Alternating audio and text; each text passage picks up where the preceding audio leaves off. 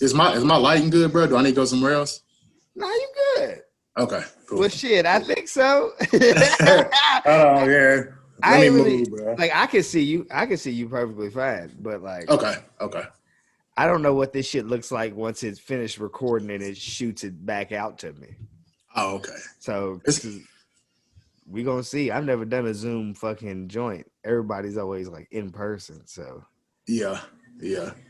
So we gonna figure it out because I also don't know if like say I don't know how you can fucking see it. Like, hey, oh, okay. Yeah, it says you recording. No, I'm recording now. I can, and that's what I was looking for. Okay. See, I don't know if it's gonna record the way it looks on my screen, or it's gonna record and give me just both of us two boxes and let me do with what I want to. Oh, okay. Because at first, before I changed the view, I just changed it into it had me a very tiny box on top of a very large box. That's what it is right now with me. Okay, like they probably just gonna give it to me however the fuck they give it to me. Right. All right. Well, shit. Let's get into it. I don't Let's know get it. if you've been caught up on everything. I don't even know how to start it because I ain't really got nothing. It's gonna be interesting, bro, with these video shit, bro, because I really don't know with the video shit. This it's new, so we gonna get into it for sure. We gonna fucking give a mixture of, I guess, like street culture to this wrestling shit because I don't know if you be tuning into all the other wrestling shit, but they ain't trying to cut it. They ain't trying to cut it raw. I'm trying to cut it raw. You know what I mean? Oh, we in.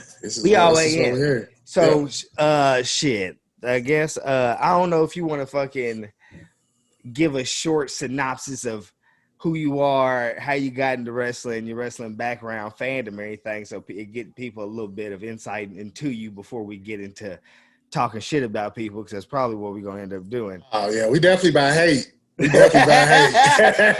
Shit. So if you want to give like the audiences a quick rundown of who you are, shit, niggas probably don't even know who I am, but yeah, they know who you are, bro. But nah, I'm Rick or Rich. Depends on who I'm around. I've been watching this wrestling shit for a while, man. Like 90s type shit. Like growing up, my people have it on TV. One day I seen Shawn Michaels on there. I seen this nigga have some hearts on this shit, and I'm like, he's all right. This is all right. So then I just started watching it every Monday, bro. Undertaker with the mask, getting leg dropped, shit like that. And then, like, you know, it just gradually went from there to WCW, and here we are. Yeah, the same story many people got, you know. You watch it as you're younger, and then you stick with it into the older age, or like most people, when I tell them that I'm still into wrestling, I used to love when fucking Bruh.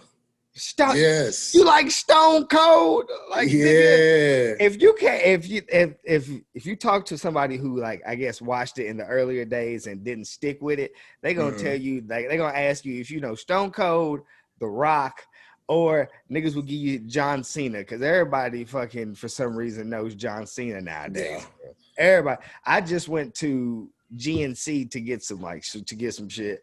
And I was like, yeah, I'm about to go back to the crib. I'm gonna record my wrestling podcast. He said, oh man, John, I heard this guy named Roman Reigns is like the big guy now. I said, yeah, he's pretty much like the face of the company per se.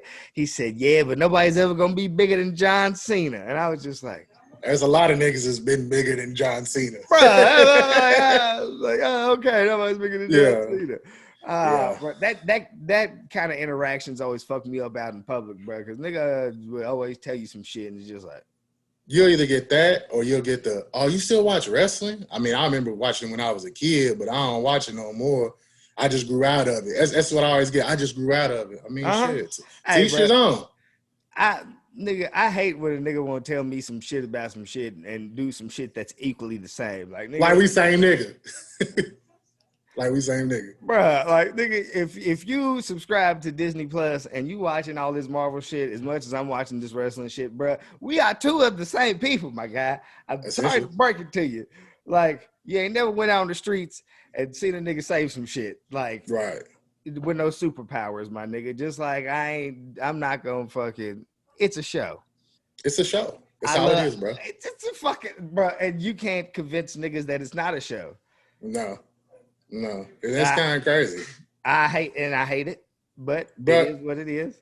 Because it's a thing where it's like, oh, they wearing spandex, they wearing tights, bro. These niggas is wearing uniform or like superhero like uniforms and shit. It's like, what's the difference? There's no difference, bro, and that's why niggas that talk crazy often upset me. But I'm also weird about fandoms.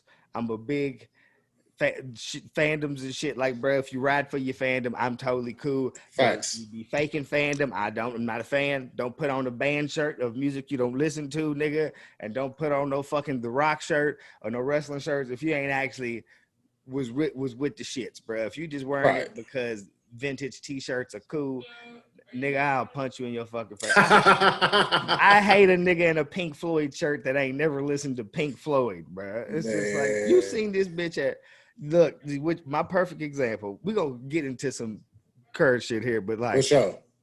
I went to Walmart and Walmart dropped this WrestleMania 14 team. Stone Cold. I got it. Yes. Yeah. Bro.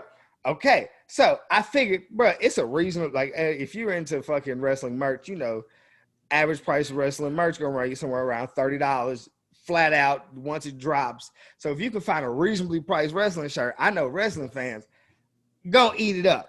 For sure. But I have seen so many niggas in this WrestleMania 14 wrestling team. But so I automatically assume if you have this shirt on, you have some connection to the sport. You know? That event.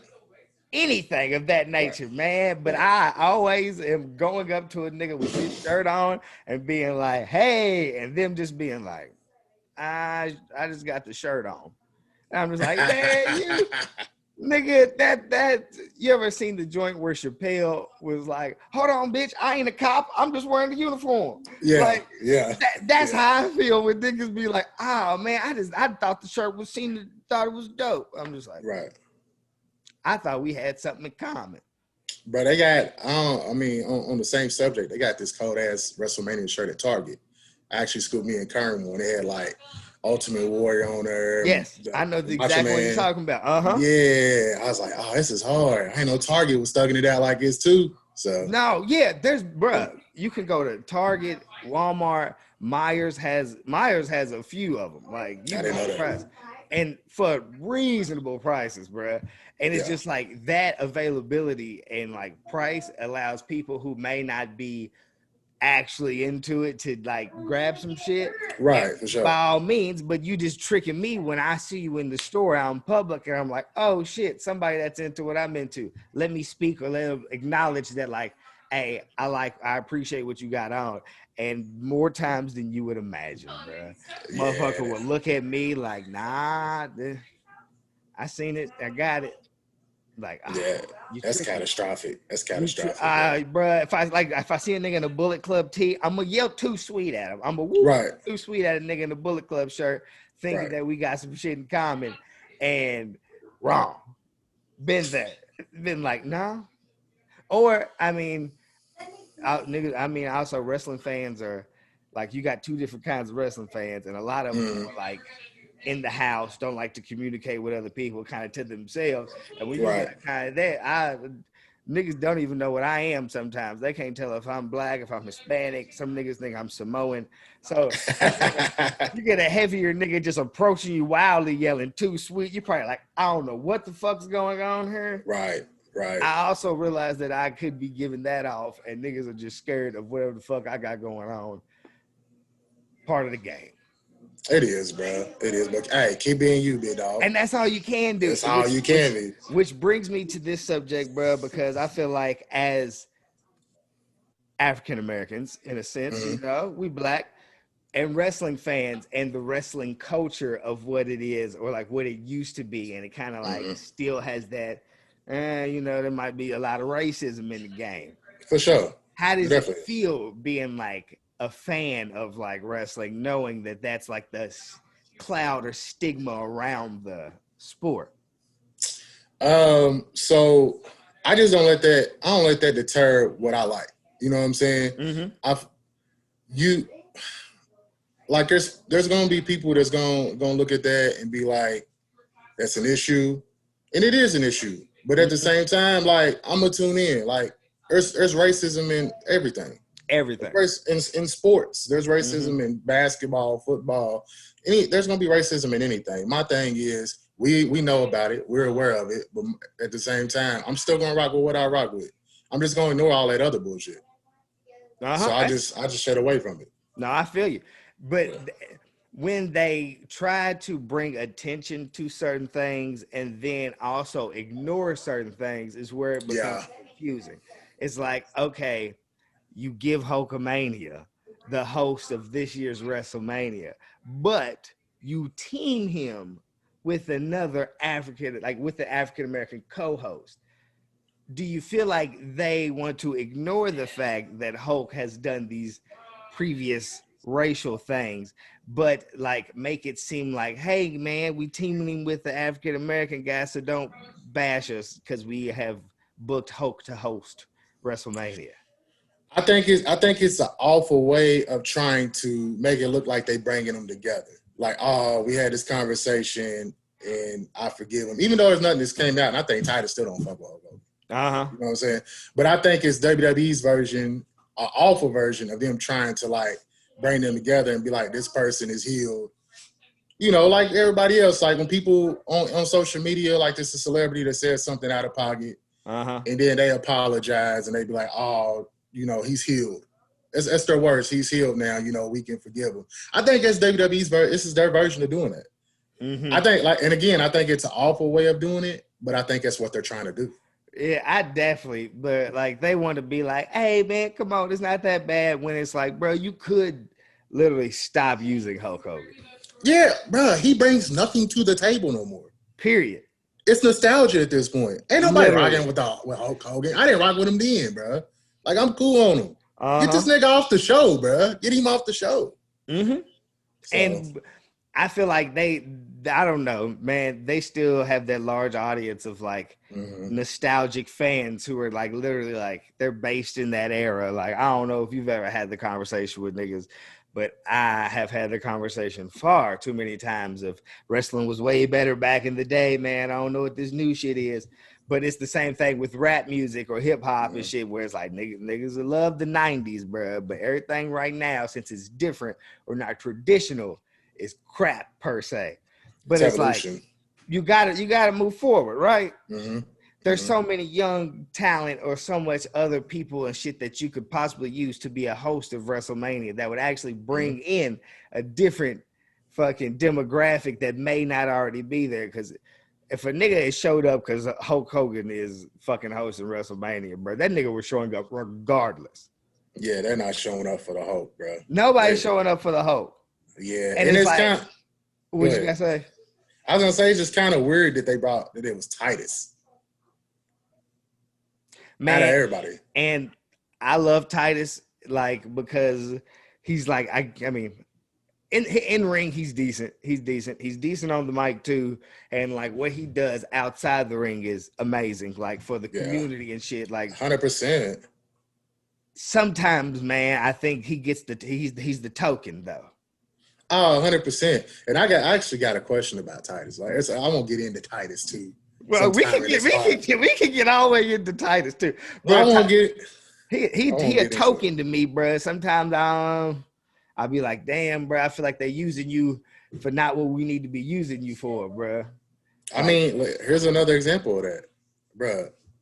I'm a professional wrestler, and I'm going to the Hall of Fame for my philanthropy, bro. How would you feel to be a professional wrestler going into the Hall of Fame, not for your wrestling, nope, but for what you do outside of wrestling? Yep. Which is amazing, but but it's weird. Still, it's like, I don't know, man. Like, come on. It's just weird to me, bro. It's weird. It's completely weird. He's. I don't want to say they shooking and jiving, my nigga, but they kind of. I mean, but in the sense of what did Jay-Z say, bro? You got to get a seat at the table before. And I feel like he's trying to, but I know how that shit go. They ain't giving no niggas no seat or no tables. No, Absolutely not WWE at least. I definitely not WWE. They be a long way away from them niggas doing anything. Ever, if ever. Like even when they get fucking young African Americans on the writing team and shit, niggas don't last long. Yeah. Hey, is Devon Dudley on the creative? Is he like an agent in the back? Yes. Okay. Oh, Devon is definitely and testified. But hey, hold up. Speaking of that, I don't know if you be on Twitter. On Twitter, I be there's like, you know, you got Black Twitter, and then there's like a branch off of Black Twitter that's like Black Wrestling Twitter. So like they've been posting these fucking memes of Roman and like fucking Paul Heyman with the koofies on. I seen one of those. And so like they've been doing that, and then they did one where they took where Damon Wayans fucking skit from In Living Color, where he was in jail and he was real pro black and conspiracy theorist. He was like, "Why is it that Devon always has to get the tables?" I ain't seen that. That's comedy. It's funny as fuck, but it'd be doing shit like that, like just playing off into like black wrestling. Yeah. With them doing shit to like execute the black superstars now, with like giving Bobby Lashley the title. Fucking, we got Sasha and Bianca Belair having a title match. It's a lot of shit, and then with that and like the spin off into the hip hop culture, to where like people who are in the hip hop culture are really into wrestling now, with Wale doing Wale Mania for a couple years from now. Westside Gunn is now, he does a bunch of shit like Mania Week and shit.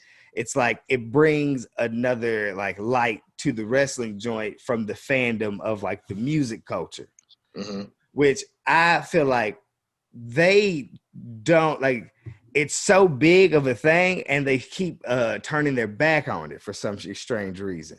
It's like Wale can have a collab with Foot Action or whatever to drop these tees with all these fucking African American champions, and it's dope and shit. But then like WWE won't bring in a fucking hip hop artist to perform per se at like WrestleMania.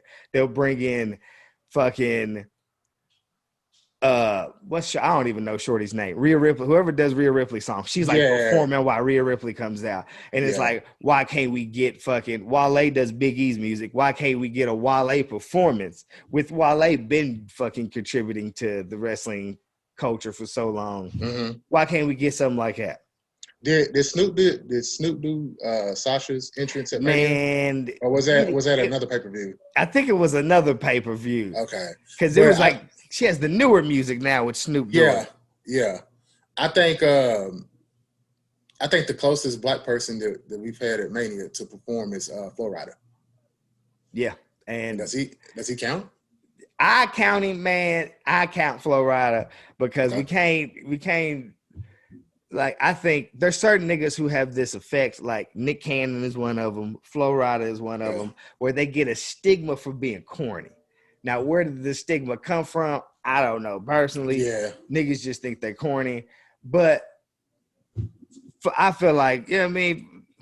Flo Rida. Nah, for sure. Flo Rida got hits. He wanted to be a wrestler at one point, I feel like. I don't like the way the nigga dressed. He dressed like, but I feel like he dressed like an old Miami nigga, and he is like an old Miami nigga. That's made money. You know what I mean? Like niggas that wear jerseys, bare chest under it. But like where hey, let me tell you what's nasty is the full basketball uniform. With the shorts and shit? Man, so you know what I'm talking about. That in general is nasty. And speaking of that, that would lead me into what is my nigga from the Street Profits? You talking about Angelo Dawkins. That nigga. Yeah. That nigga's ring attire is nasty. Nah, his shit is off the charts. He has a wrestling fucking like singlet on with ball shorts on. And leggings. He got the fucking remember when D Wade was wearing the fucking bruh, he got like some Soldier LeBrons on. Or the dames. Oh my god, yes, bruh. That he does the fucking two headbands. Not remember when Ron Artest had the fucking headbands that connected. Yes. That went over your head. Yes. This nigga got the two, and I'm just like, bro, what sport you going out here to play? Bro, the only thing he missing is the sleeves. In the Iverson finger shits, the little, you remember the little? Yes, the finger. Yeah, the sweat. Yeah, that's all he needed. That's all he missing. Who put that together and who told him that was cold? I'm gonna go. He did. They just like, come on, bro. Nobody. And I know Tez is right beside him, bro. When they doing their little shit coming down, like, bro, we gotta get you some new shit because he's lost weight, bro. Like, we gotta get him a new fit. Got to at least get him out of that fit, bro. That is disgusting. Which is that gets me into the SmackDown title picture. Do you think it's interesting that SmackDown they're not even having their tag titles defended at WrestleMania. They're just defended on SmackDown the night before WrestleMania. I didn't know that. And in the back of my mind, I was sitting there trying to go through the card, and I'm like, what title match is missing? What are they missing on WrestleMania? Because they showed the little shit on Raw last night. Mm-hmm. I'm like, who the SmackDown tag team champion? I was like, oh, it's Bobby Roode and Dolph. They not on Mania. So I think that could be replaced. I think that a tag team title match can be replaced with some of the matches that are on the card, for sure.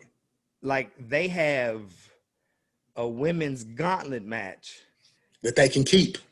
But go ahead. That could have been on SmackDown. Yes. And the winner of that match, because it doesn't matter. They have at this point, they keep trying to keep the brand separated, but then they have random mergers that have no sense. Like somebody will come over and it's just like, why are they here? Yeah, like King Corbin. King Corbin coming to Raw. Yeah, like, so it just keeps happening. So it's not like you can't be like, oh, these Raw women's tag teams can't pop up on SmackDown and have this gauntlet match.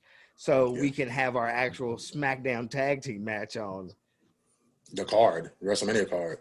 Makes no sense. Like, why ain't the Street Profits getting a title match at WrestleMania against Dolph and Roode? Doesn't make sense. It doesn't make sense, bro. A lot of the stuff that's going on currently doesn't make sense, which is just like, I don't get it. Along with why, like, with what's my man's Apollo, like everything with Apollo right now, bro. Like, I hate it because, like, okay, yes, they giving you a push, but like, how long do we get this accent? Bro, I made a list of shit before we got over here to talk about. And that nigga was one of them. Because you not going to come out of nowhere like you from Wakanda now. No, like Loki. No, he from Cali. That's what I was going to tell you. No bullshit. As soon as he said where he said he was from, I'm like, Apollo been talking too clean American for too long, bro. Let me Google this shit. He has the descent in him, but he from Cali, bro. Mm-hmm. And that's why I'm like, okay, man, I see where you're going, and I see what y'all trying to do. And I like it. But how long does how long can this last? How long does he keep the accent up? Does he eventually jump out of the accent to be like, okay, I got y'all. I'm not fucking from Nigeria no more. Right. Because, like, I know they act like we fucking don't have a memory. So, like, niggas would just, I've seen plenty of people, Lana's accent just disappeared overnight. I don't know. Kofi's too. Like, we wake up one day and it's just like, hold on, so you don't have an accent no more? Right. So, we woke up and that nigga had an accent. And it's like, okay, cool. But now these niggas, I hate that they do like, all right, he's Nigeria. So now that he's Nigerian, we have a Nigerian bull ring fighter. Whatever the fuck they got going on, bro. It's just like, what? I've never even heard of this match. Me neither. Because they make shit up. And the thing is, he could rock out without the accent. This shit they got going, and he would still get over. I don't understand it, bro. Still get over. Yeah. And he didn't need to be, but Coming to America came out, and they was like, we can definitely play off cut this, you know. Yeah. So he just became fucking. What was the nigga's name? What was Eddie's name in Coming to America? That's what he just became overnight. We just out the blue. He became Prince Akeem, I think it was. Akeem, yeah, it was Akeem. It was just like, when did you become Prince Akeem, bro? And so your granddaddy told you this how many years ago? What happened with him and Roman? That just disappeared. Them niggas was hanging out for a second. That disappeared. I think, they could have went somewhere further with it, but I think they was just kind of segueing him talking to Roman and it kind of him turning heel because he got that promo from Paul Heyman on that Talking Smack. I don't know if you've seen that or not. No, I seen it. Yeah. He got that promo and then, he kicking it with Roman. So he probably they're probably showing us that he getting some pointers to eventually turn into what he turned into. But they probably could have done more with it. They could have did so much more, bro. It just Absolutely. It just confused. But I feel like a lot of shit they do confuses me, and because like maybe it ain't for me, or maybe it was meant for us, but it's just shit ideas. 100%, bro. 100%. It's just shit ideas. Like, but all the background back to like through where America's going through with the Black Lives Matter movement and all the shit that's going on in our country and shit. The fact that they're actually giving the African American wrestlers like a push for Mania, it's nice. But some of this shit's just like, I don't know what the fuck are y'all doing. Bro, it's right now it's to the point where these people that are coming up are so talented that you can't like we had an influx of talent of black wrestlers in the past, but what we got going on right now, bro. No, it's different. You can't overlook that. Like Bobby Lashley should have been. I be telling Kern all the time, bro. Like Bobby Lashley should have been champion. Been champion. Thing is like when he came to the company, he should have got shot straight to a title picture. Like they did Brock. Especially like where he came from too. Like if you know where he came, like what he was doing in his storyline in the company before he came to here, it's just like, so y'all took the nigga who won every championship over here and was the biggest champion, and then took him over here and was like, all right, bro, you got about 3 years before you can be champion. So we gonna get you something. We gonna give you a manager that just yells your name and y'all keep pointing at your assholes for every segment. And then he teams up with fucking MVP and it's like, boom, bet. Now we got somebody that can put him on the right path and shit. They become the Hurt Business, which isn't face or heel. It's just, we're strictly business. To like, now it's kind of like, man, I don't know if y'all was just doing this for the second to fucking give Drew another win in front of a crowd so we think we getting some love, or y'all really about to give Bobby Lashley a push that we thinking he deserves. So you just segued into two things that I wanted to talk about in that particular situation. This is kind of, to me, the WWE turning their back on the black culture again, because how the hell do you break up such a dominant faction like the Hurt Business without either adding new members? And then also my second thing, as far as Drew, is I'll be reading the dirt sheets and shit. And last year, it was said that they was gonna have Drew drop the title and then win it in front of a crowd so he can get that natural reaction. So that if they give Drew the belt at WrestleMania this Sunday or Saturday, whichever one, I ain't gonna rock with that, because I think Drew had his time, bro. I think, bro, and the thing is we watched Drew for a damn near fucking a year be champion, like on and off, but it's almost a whole fucking year. And it's like, it wasn't that eventful. I was kind of cool on it. I was tired of it a lot early into it. Yeah, the first time, I mean, when he first won at Mania over Brock, it was cool. You had your moment. Drew not really that entertaining to me. Nope. So let me tell you how you know Drew ain't that entertaining. He and Randy Orton feuded for 3 months, damn near 4 months. And, nigga, and every time they wrestled, bro, I had went and did something else. I was cool on it. But we take Randy out of the Drew feud and put him in this fucking Bray feud. And it's like, nigga, I'm fucking glued to the screen anytime Randy, Bray, or fucking Alexa pop up. And it's just like, who in that situation made the Drew and Randy feud not that entertaining? I don't think it was Randy. No, Randy entertaining. You see him in the Soulja Boy shit. That's what I'm saying. You see what I'm saying? Yeah. I think it's Drew. So for them to, if they give it to Drew again and they're just hyping us up and making us feel like Bobby's about to get this big push to fucking trick us, I'm like, man, fuck y'all. Because Bobby deserves to fucking face at least somebody other than Drew McIntyre and drop that bitch in the blink of an eye. Like, it's gonna probably be like a Seth Rollins / Roman Reigns situation. If they give him the belt again, I could see the fans turning on him, like they did with Seth when the Fiend should have won it. Was that Crown Jewel? Mm-hmm. And then with Roman, when they finally gave him Mania and then the championship, the fans turned. No, I can see that. Hey, they'll cut the fucking stream and blame Peacock for all I know, bro. Because like there's not one person I've seen actually been like, yeah, let's see Drew McIntyre beat Bobby Lashley. Like, no, everybody was just expecting Bobby Lashley to get Drew McIntyre the fuck out of here, and let's go on past do this something shit. else. Let's move forward, bro. Because if this nigga stays in the title picture, bro, I'm losing my shit. But the thing is, the WWE they're having an issue with that. I mean, look at your title matches, bro. There's not a lot of main eventers. And it's because they're not pushing them. Like, we getting Drew and Bobby on one end, and then we getting Roman, Daniel Bryan, and Edge on the other end. I'm not trying to see the Daniel Bryan story again, bro. And Edge is too old to be winning a belt, bro. I get it.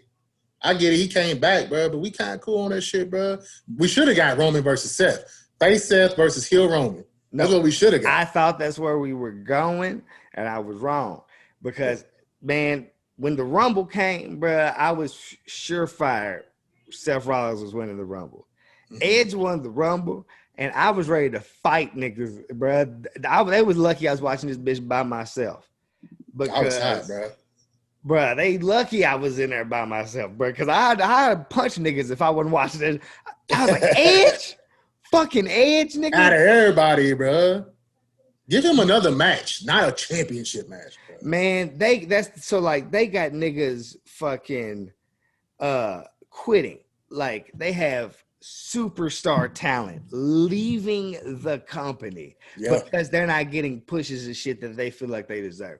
Niggas aren't asking for like heavyweight title pictures. Like, literally, niggas just want to be on TV, and they shelving talent. And Edge could come back. Edge could come back, bruh, and fucking win the Rumble and get his Mania match against fucking Roman Reigns.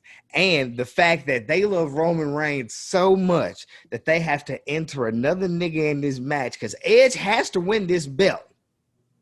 Yeah, but Edge can't beat Roman Reigns.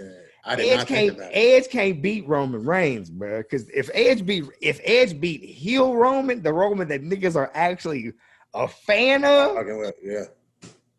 You know how everybody in the room would have to see me, bro.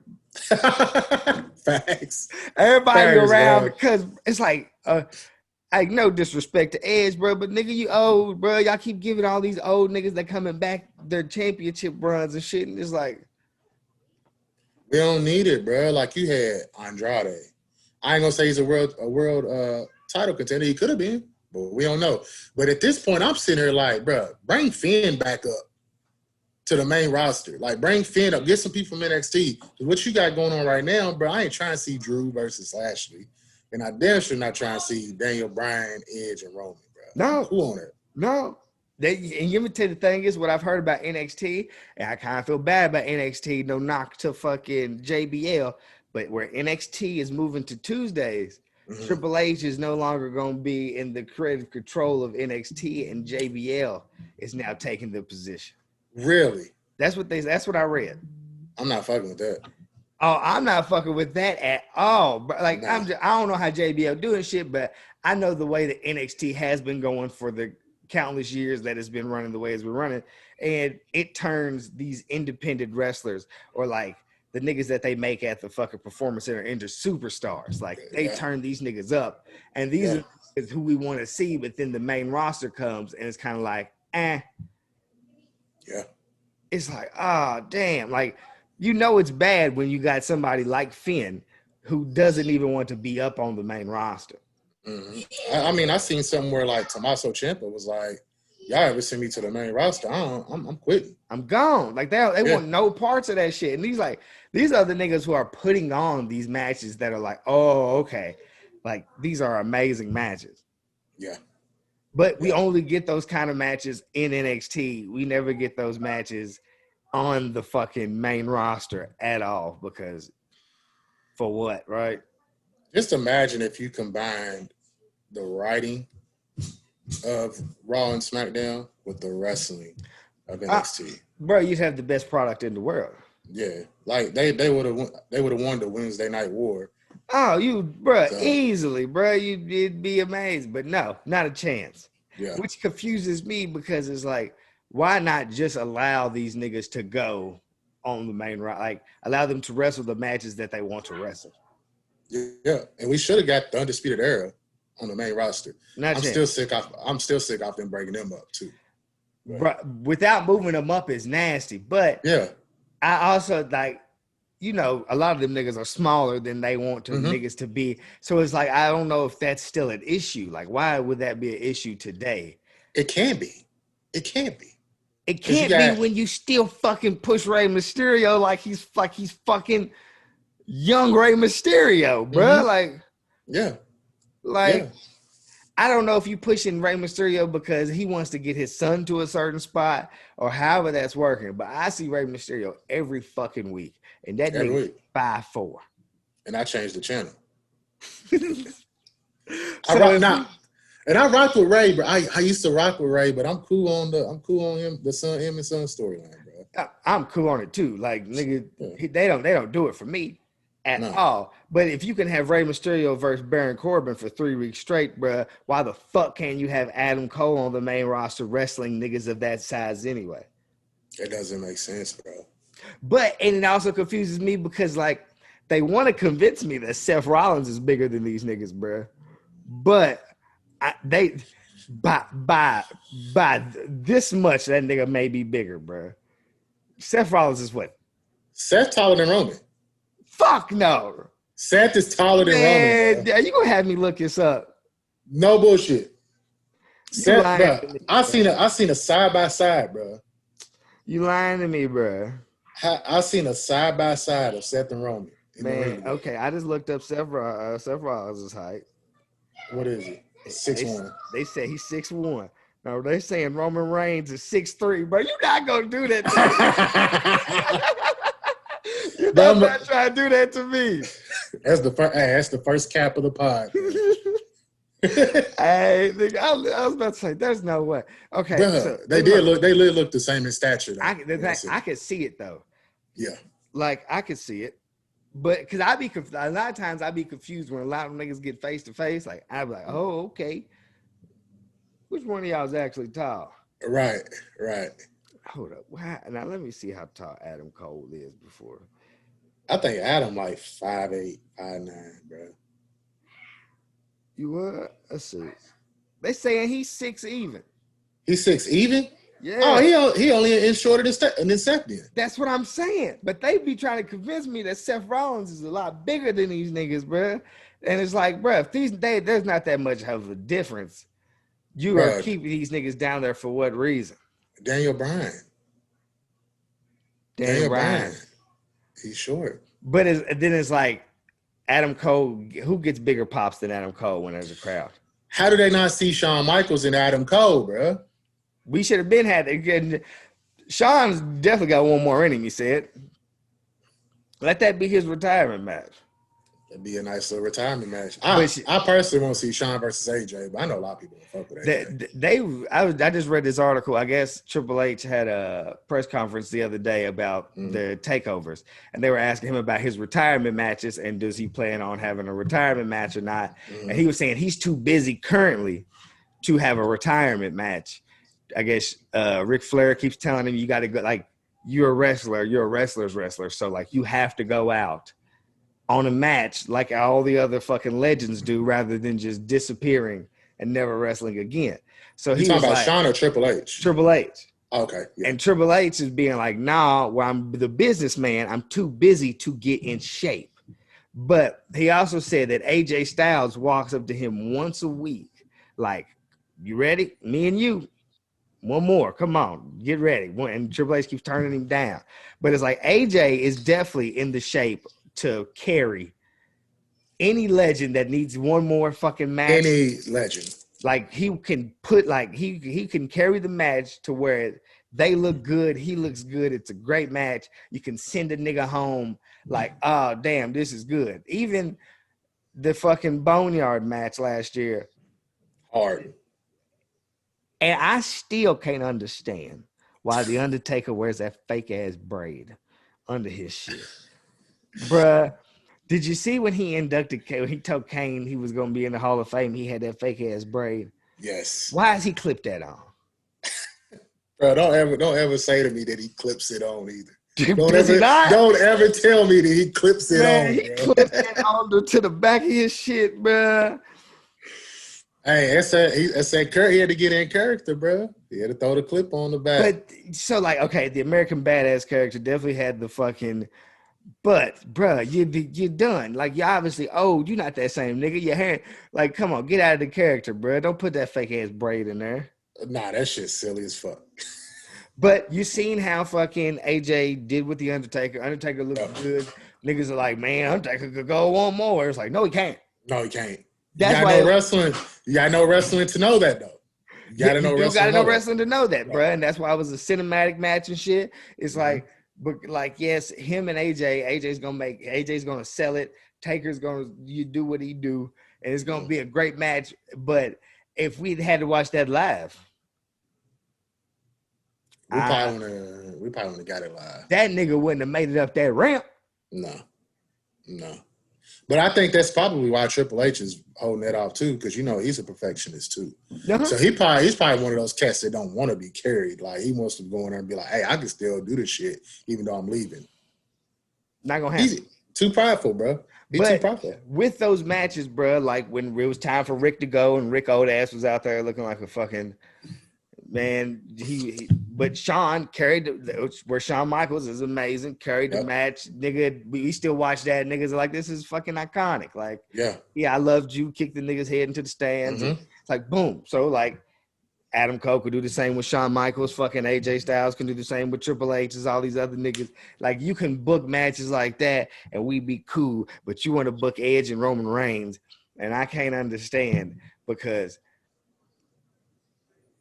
what is going on? I personally don't understand why AJ's in a tag team match at Mania. Against New Day.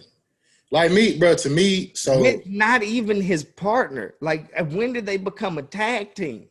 He was just supposed to be the bodyguard from what I know. But what I was gonna say is, bro, like back in the day, like I'm diehard AJ fan. TNA with the box. Let's get ready to fly. Like so when he came WWE, I'm instantly hyped. So to me, bro, I'm always seeing AJ as a main eventer. He needs to be maybe not in the title match every time, but he might need to be high profile match. Mm-hmm. Him and Omos going against the New Day, bro. That lets me know that WWE doesn't value their tag team. And I know you a big tag team fan, bro. Man, I know you are. They hate they fucking tag, bro. Yes. I know they hate they tag teams because I've seen them break up a tag team, an actual tag team, and take both members and put them in other tag teams. And it's just like, bro, I heard they broke up the Viking Raiders. I heard when old buddy come back from injury, like they're not coming back as the Viking Raiders. No, they're not. So that doesn't make sense. It doesn't make sense at all. Yeah, that shit's silly. They've had good tag teams. Mm-hmm. They sign niggas as tag teams, and then it's like, I don't like it. Nah, man, bro. Speaking of fucking, what's his name? Omos. Yeah. A year ago, he was a ninja. Yes. In the tag match of the Viking Raiders and the Street Profits, he was a giant fucking ninja. Then he disappears. Now he pops back up as fucking the door security of Raw Underground. Yep. Raw Underground doesn't cut it. And then he pops up as AJ Styles' manager. I mean, like bodyguard. And it's like, okay, that makes sense. Heel AJ has somebody to protect him. But then, blink of an eye, bow, they're a tag team now. Like, this nigga ain't had a match yet. They just doing shit on the fly, bro. To fill spaces. Like they knew they had to have AJ at Mania. They knew they had to have the New Day at Mania. They're like, well, shit, let me just go ahead and throw Omos in a match with him. Tag team title match. Why you got other tag teams sitting on the shelf, bro? And I never understand it. So they like, I don't know if they'll win or whatever. Chances are they'll win. Yeah. So AJ and this big nigga are gonna have the belts. And it's just like, why? What's they gonna do for your brand? Nothing. I guess they try and push Omos because he's as tall. You know, Vince likes his big guys. So that's the only thing I can think of. They try and push Almas because I seen somewhere they like sent him and Keith Lee and some other dudes back to the Performance Center because they wasn't cutting it as wrestlers. Which when I seen Keith Lee, I'm like, nah, no way, bro. No way. They keep saying Keith Lee got beef in the backstage, and that's why we ain't seeing him. Yeah. I knew he had COVID. And what I'm thinking is it was possibility it's probably around some shit he wasn't supposed to be around. And I think he was in like a triple threat match for the IC title. Ended up not being in it, right? Oh yeah, he didn't yet. He did not show up for the joint. Like he was not. Yeah. And that's when he had COVID. I think that's when Riddle won it. And Riddle ended up winning the U.S. title, and which makes me think that was it destined for Keith Lee to win the belt over Bobby Lashley, or was Riddle supposed to win? Because where they going with Riddle right now is it's in shambles. Them niggas. I'm so cool on Riddle, bro. I think he a great wrestler. I really do. But as his whole gimmick is nothing. Like, you either actually play into the weed aspect, RVD style, go full blow. We know this nigga's a pothead. We know this is how he giving it up. Or let that shit go, bro, because he's in the middle. Like, he's like floating in like the purgatory. He's just in the middle where it's like, are you supposed to be funny? Are you supposed to be not funny? Are you supposed to be a weed head? Are you not supposed to be? Why you got make him the MMA nigga? Just make him the MMA nigga. Brock Gone, he could definitely be the MMA. But I thought they was gonna make him the MMA nigga when he was going up against Bobby Lashley. I thought they would have played into the aspect that they both come from a mixed martial arts background. No, but there's a lot of shit they don't play into, like Sheamus tapping out to Bobby Lashley. Sheamus ain't never tapped out before. They don't bring that up. Not a chance. Didn't know that. Sheamus don't tap. First time Sheamus ever tapped, they make no mention of it. Yeah. But I also think I believe that Sheamus has never won the U.S. title. I might be wrong, but I feel like he's never won the U.S. title. And if he wins the U.S. title, he is now a Grand Slam champion. He deserves that.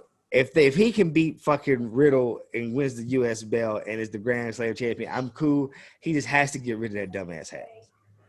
I'm so sick of the Irish bar fight Sheamus.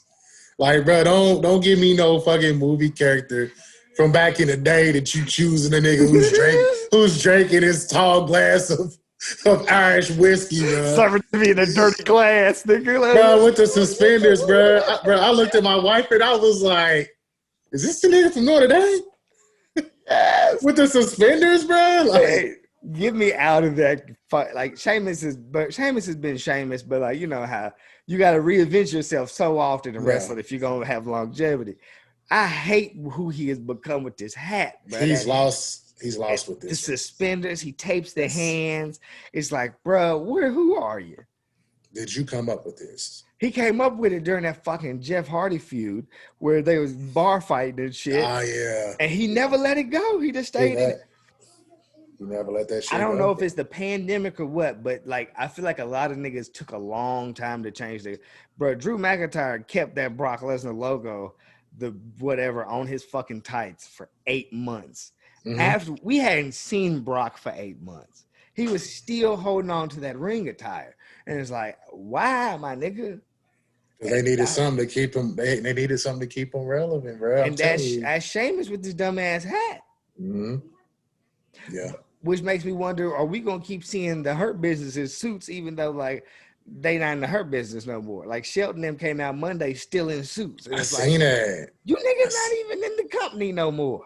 Yeah, bro. It really pisses me off that they broke them up, bro. The one thing that I thought, if they thought the Hurt Business was getting stale or they felt like it needed something new, why didn't they just put Keith Lee in the Hurt Business? Put Keith Lee in the Hurt. Get a female member. Bring Naomi in. Like, I seen something where I think it was they asked Lashley who he would put in the Hurt Business, and it was like Naomi. I think he said Keith Lee. He said Isaiah Swerve Sky. I fucked with that because I like Swerve, bro. And then he said he bring back Leo Rush. You actually like Swerve? I like heel Swerve. So he turned heel. He put these. I don't know. Did he have the golds in before he was heel? No, but my nigga also makes beats now. You didn't see that? No, but I seen outside of WWE, I seen that Enzo and Leo Rush got a match coming up like Friday, I believe. They dropped a music video. How did that go? Well, I posted it in this Instagram group chat I got. I just sent the post to it, and the replies I got back was, "Bro, what the fuck is going on?" Rightfully so. Rightfully so. So the music video is them having a wrestling match. So they're in their gear, they have like a wrestling match, but they're also spitting their verses. Mm-hmm. Now, I wish with them being two wrestlers that I'm fans of that they were good at music. Sadly, they're not. No. Enzo obviously is from Detroit because he got that tinge of offbeat rap. You know what I mean? Yeah. Like he just like it's. I feel like it's intentionally not catching the beat. Makes sense. And Leo, I don't know what he doing. So I don't know. Go ahead. I don't know what they're doing. The music's just like, I don't know what you niggas is doing. And you being two niggas who kind of got let go from the company and are now fucking doing these rap songs together is interesting. I'm confused as to why they ain't brought Leo back. Leo ain't coming back. So thing is he'll come back. It's not gonna be no time in the next 2 years. He'll be back when he's fucking in his mid. I don't even know how that nigga is. He's young. That's what I'm saying. Once like he get closer to the older 20s, bro, he'll be back. Yeah, I rock for Leo if he still wants to wrestle. Right. Because I swear he said he was done wrestling, but then he back wrestling, and now it's like, I watched the nigga on the challenge. He quit. I was about to say he went on the challenge, bro, because I watched the challenge too. He went on the challenge. Yeah. He said he ain't have the mental health. Yeah, I think that's just been his issue the whole time with everything. Just like he deals with himself mentally, and it just like takes him out of. What's my nigga in UFC? You watching UFC? Yes. Was it Tyron Woodley? Yes. What's his name? Tyron. What's his name? Tyron Woodley. Like that nigga was amazing, but he also is a nigga who is like has got out of it mentally, and it affected everything he had going. Mm-hmm.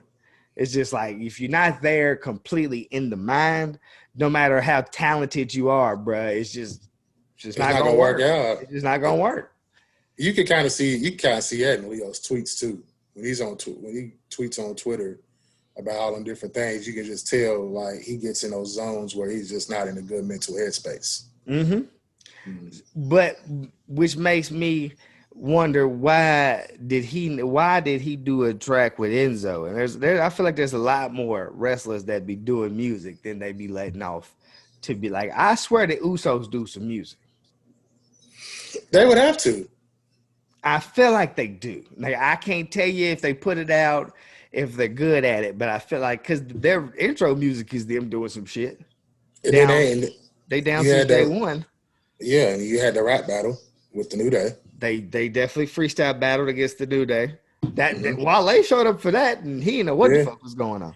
And I don't know if you remember, but they used to go like when they cut their promos, they used to go back and forth, kind of like it was a tag team battle rap. They did. Mm-hmm. They definitely did. But we ain't never gonna see nothing from them. No. I don't even know if the other Uso is coming back. They said he was ready. And I feel like it'd be the best time to do it now. Do it now. With Roman, had a little stable. Finally, get it going. And get some mojo. Bro, they could throw Tamina in there. Like the thing is Tamina is a character who like you could actually turn her up to be like a monster, and then like she didn't have to cut promos enough. She could just be like a real strong, muscular ass bitch beating bitches up, and I would be totally convinced. Because you got Paul Heyman as the mouthpiece, so she wouldn't have to talk. And she would just whoop people that like I don't know if you seen last Talking Smack when he was talking to her and Natalia, and he was like, "Shit, if your daddy seen how you was out here acting, you know what he do to you." And she looked at the nigga like, "Hey, you might be crossing the line because you know." I watched the outside the ring. Yeah, yes, where they said that nigga got some bodies on him. A body, and Vince covered that shit up. I seen that. I see. So like. Obviously, Paul Heyman, no, because Paul Heyman with like, I think that's why him and Roman have done this, like, because he has like a connection with the Samoan dynasty. Like Paul Heyman, like blood in with them niggas. Okay. So it makes complete sense If they wanted to actually create that fucking faction, they would. But nope. It'd be hard, bro. We need some like AEW got all the factions, bro. We need some in the WWE. AEW has so many factions that they don't make sense. None of them make sense. Like they put teams together and put groups of people together that make absolutely no sense. And it's just like, okay, like I know you want to get everybody on TV and y'all only got this much time to do everything you want to do, but right at a certain point, my nigga, like at least make some of this shit make sense. Make it make sense. You got tag teams in a faction and then build tag teams out of people that aren't tag teams and have them in a faction. It's just like, hold up, what? Yeah. I mean, I was genuinely confused off the Death Triangle. I rock with it. I still don't get it. I don't know how Pop fits in or Pac fits in with the Lucha Bros. I ain't seen none of their work prior to like, then they just put them together. But so AEW, they're in shambles. Like in the sense of like they have yet to figure out like their thing per se. Like I love AEW. I love the talent they have. Like I love watching a lot of the matches they have. You know, the storylines are like I mean, like they're cringeworthy. A lot of the storylines are, but like they have the potential. Like I think if like they just put out a fucking NBA list on like young stars based off their potential, and it's like how you base it off of like the nigga what like so if we did that AW fucking is through the roof, but it's like their execution currently is kind of still wibbly wobbly. You know what I mean? It's like right. Well, let me ask you a question since we're on the subject. You taking John Moxley or Dean Ambrose? I'm taking Dean Ambrose. But I asked you that to say this. I listened to Bruh's to a podcast he was on with Jericho right when he left and joined AEW. And his main reason for leaving WWE is for creative freedom. I feel like he has went to AEW and ain't done shit. He won the belt, but nobody really rocking with Mox, bro. They rocking with him because of what he did in WWE. No. Completely. Yes. Complete, bro. If the Moxley character right now is literally him having creative control and being the character he wants to be, by all means, WWE should have never let him be Moxley. Ever, bro. Ever. Now, I'm not agreeing that some of the shit they was trying to ask the nigga to do, he should have did. 100%. I heard some of the shit they was asking from the nigga, and I would have been like, yeah, you niggas are crazy. But my thing is like, why would you be upset about reuniting with the group that got you here? Like he was upset about reuniting with the Shield, but that's what gets you. That's what gets the fans in the seats. You know how excited people got when the Shield got back together. Mm-hmm. I get all the other shit, bro, but when that ends, bro, you probably gonna get your run that you want. But what you did going to AEW, it ain't it, big dog. It ain't it. No, like he had like him being able to do everything he's doing currently is a plus. Like, yes, you get to be New Japan fucking North American champion. You get to be AEW World Heavyweight Champion. You know what I mean? You don't have quote unquote that like glass ceiling WWE looming over you to where you can only do so much. You have all the freedom in the world, my nigga. That's true. But is this what you're doing? That what you chose? But I honestly don't think that niggas have actually been able to do what they were promised they would be able to do. There's no chance, because if that's the case, then we would be seeing some crazy ass shit in AEW. And this, honestly, besides the wrestling, this is still a product, bro. Man, look, where WWE dropped the ball on Rusev, AEW grabbed him and have dropped the ball on Rusev. Yeah, bro. I was going to ask you, bro, out of all the people who's left WWE to go to AEW, how many of them have been successful in AEW? No. besides Mox. I'll give you Mox because he went to New Japan. He's a champion. Mox and Jericho, that's it. But Jericho left beforehand. You know what I mean? Jericho left before AW was a thing. He left fucking and was a New Japan wrestler and was doing all this. But Jericho left because of like business shit, I believe. Like they weren't allowing him to do like the whole cruise shit. They told him no on the cruise. Mm-hmm. They was chopping him down when he was trying to make extra money. They're kind of like, nah, nigga, if your funds don't come through us, your funds ain't coming. And Jericho, hot take, Jericho's going to go back to WWE next year. Hot take. Bruh, there's no loyalty. Like, there's loyalty, but there's no, like, true loyalty in, like, business with these niggas. Right. If the situation or the contract or whatever my life situation is at the moment, if what you're offering me fits with that more so than the other company, nigga, where am I going? Right, 100%. Nigga, I'm going back to WWE. Fuck AEW, nigga. Like, hey, y'all my guys, so you should understand that at some point, nigga gotta go, nigga gotta do what he want to do. But Jericho also says that he never wants to be in the Hall of Fame. Really? That's what he says. He said he never wants to be in the Hall of Fame. Like, he don't want to be inducted. He don't want to. Wow. I don't know. I thought it would be some shit about, them not inducting Owen I know they wanted to induct Owen, but that shit and then the Chris Benoit shit. I mean, I don't know. It's just there's a lot of shit in this wrestling that plays a factor into everything. You know what I mean? Yeah. Like, nigga, we never seen Macho Man until he was dead. China too. You know what I mean? Like, it's a nasty game when you really like look at it because it's most definitely you didn't fuck with me while I was alive and had a say so or like have my perspective to put into play, so you don't seem like fucking the good guy all the time. I die and then you have some conversation with my estate and they allow you to get whatever IP I have, like whatever fucking property I own, so you can use it now and everything's A-okay. Like, we back. Right. Hold on, we back. How we back? Yeah. You niggas was just telling me that fucking y'all couldn't induct China into the Hall of Fame because she did porn. Really? And it's like, there was a whole point in time in WWE when it was WWF where every major female like was getting naked, butt ass, and then posing for Playboy. All of them. Mm-hmm. But you gonna say, nah, she was fucking, so we can't induct her. We don't want little girls to Google her and that to pop up. I really hate the whole. I get it, but I really hate the whole playing into kids product that the WWE is doing. You got to. It has done.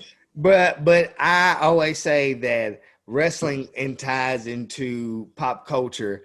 And they're synonymous with each other. And the exact same shit goes on like with fucking Lil Nas X. They like, oh, nah, what about the kids? Lil Nas X was like, fuck them kids. It was never about the kids. Watch Nickelodeon, bro.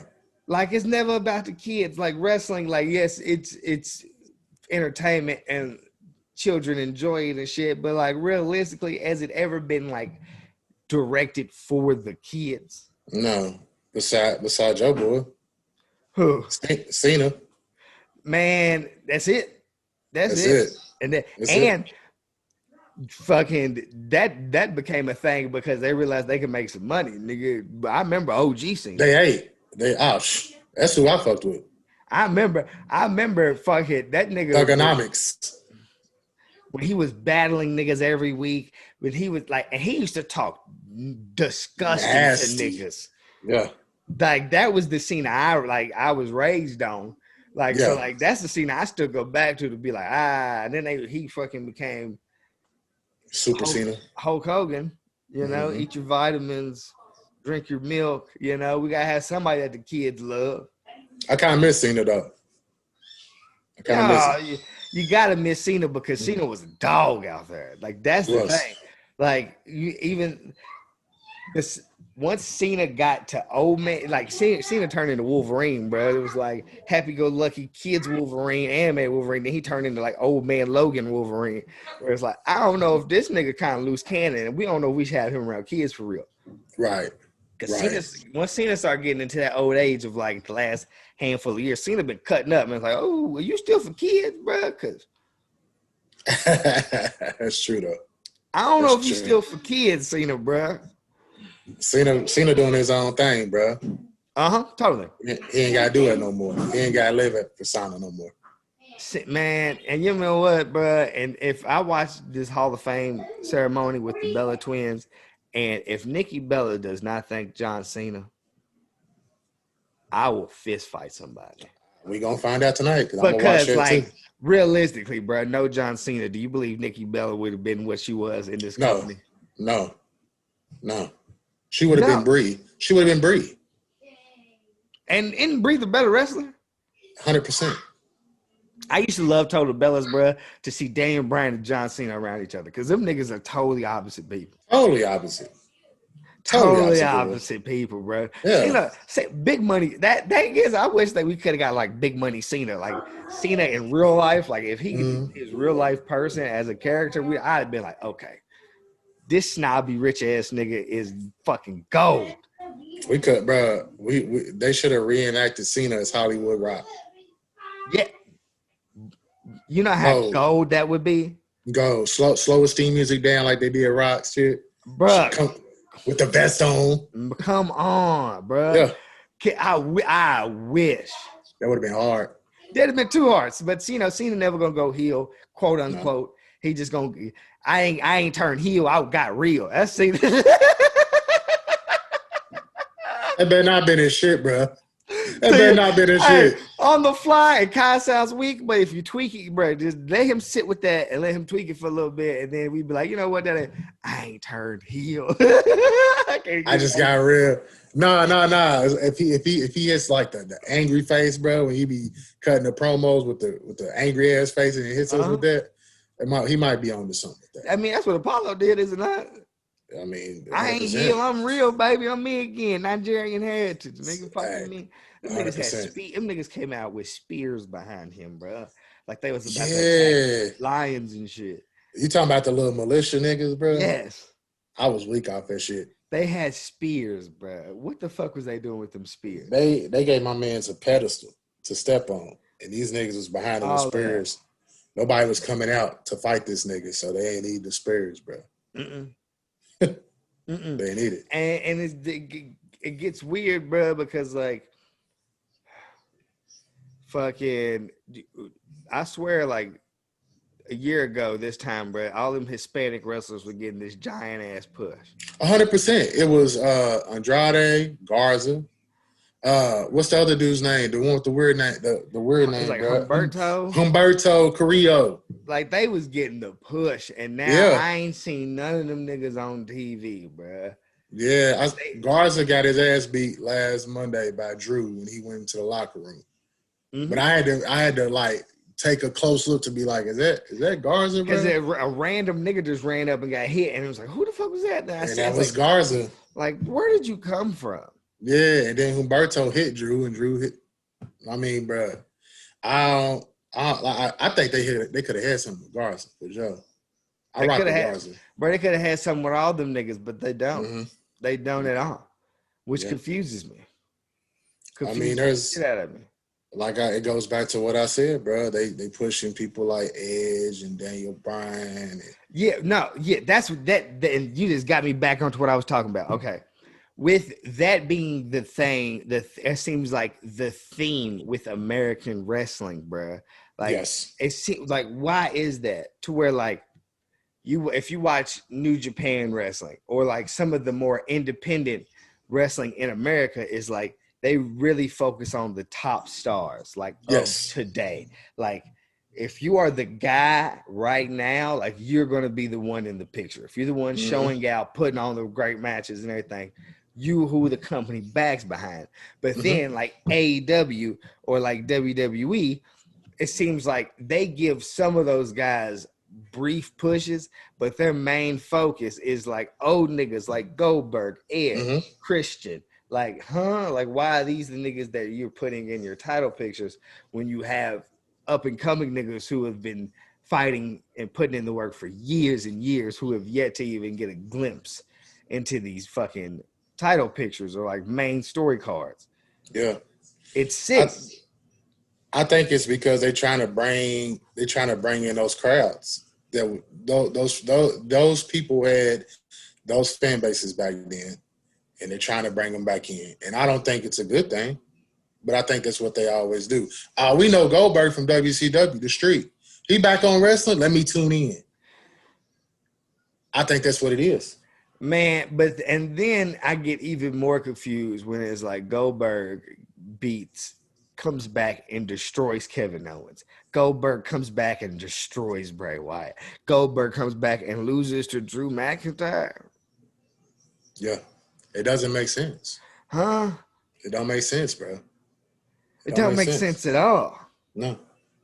But Goldberg beats Brock Lesnar. Yeah.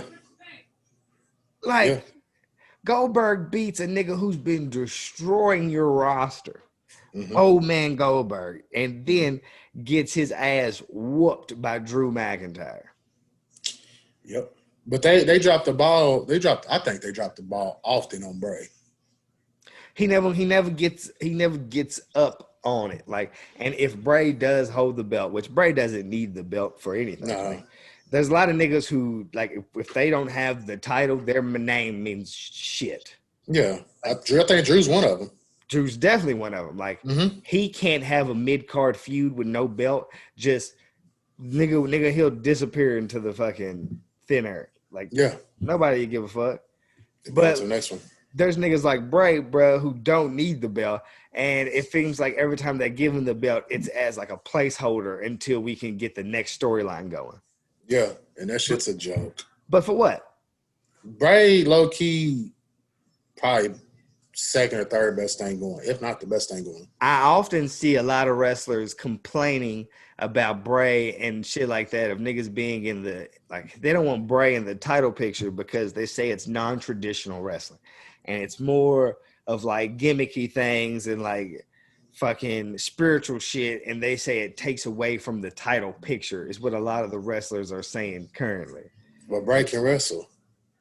Completely wrestle. I think the issue is what Bray's character causes the other wrestlers to do is his storylines are more promo driven than match driven.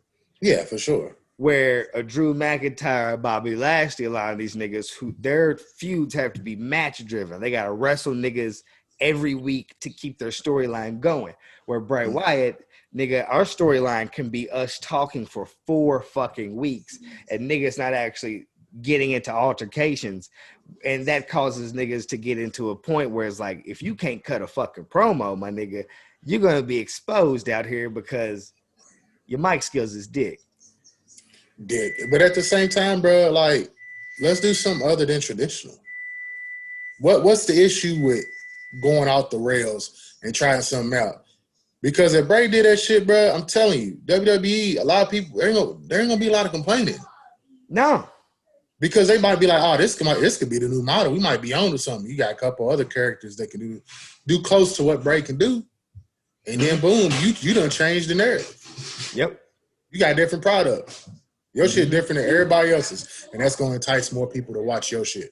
I think that is where my issue with AEW lies, is because they have the wherewithal to try new shit, to not necessarily new shit, but do shit untraditional. Like, they bring a lot of old shit back, or like remix it or revamp it and shit. And it's like, yes, that's the creativity we like to see, but their execution with a lot of it is where it fails for me, because it's like the idea was brilliant. The execution per se, I don't know. I can't give you one storyline since AEW started that I've been invested in.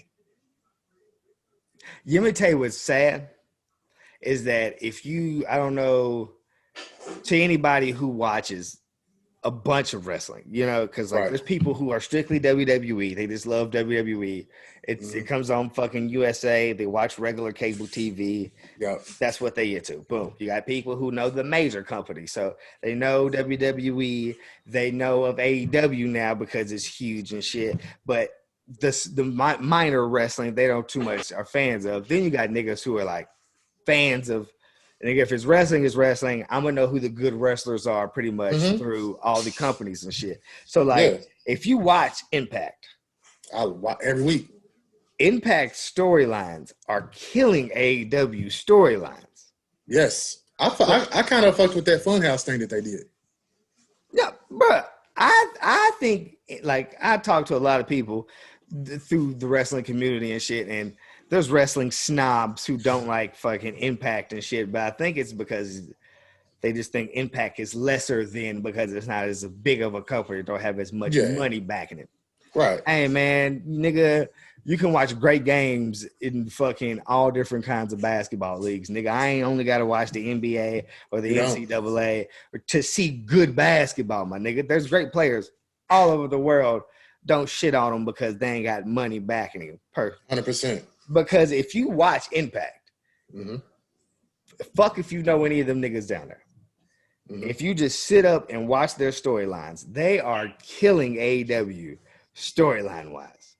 But why? When AEW has all that money backing them, they've went and got fucking talent from all these other companies or all these other people that are supposed to be like grade A talent.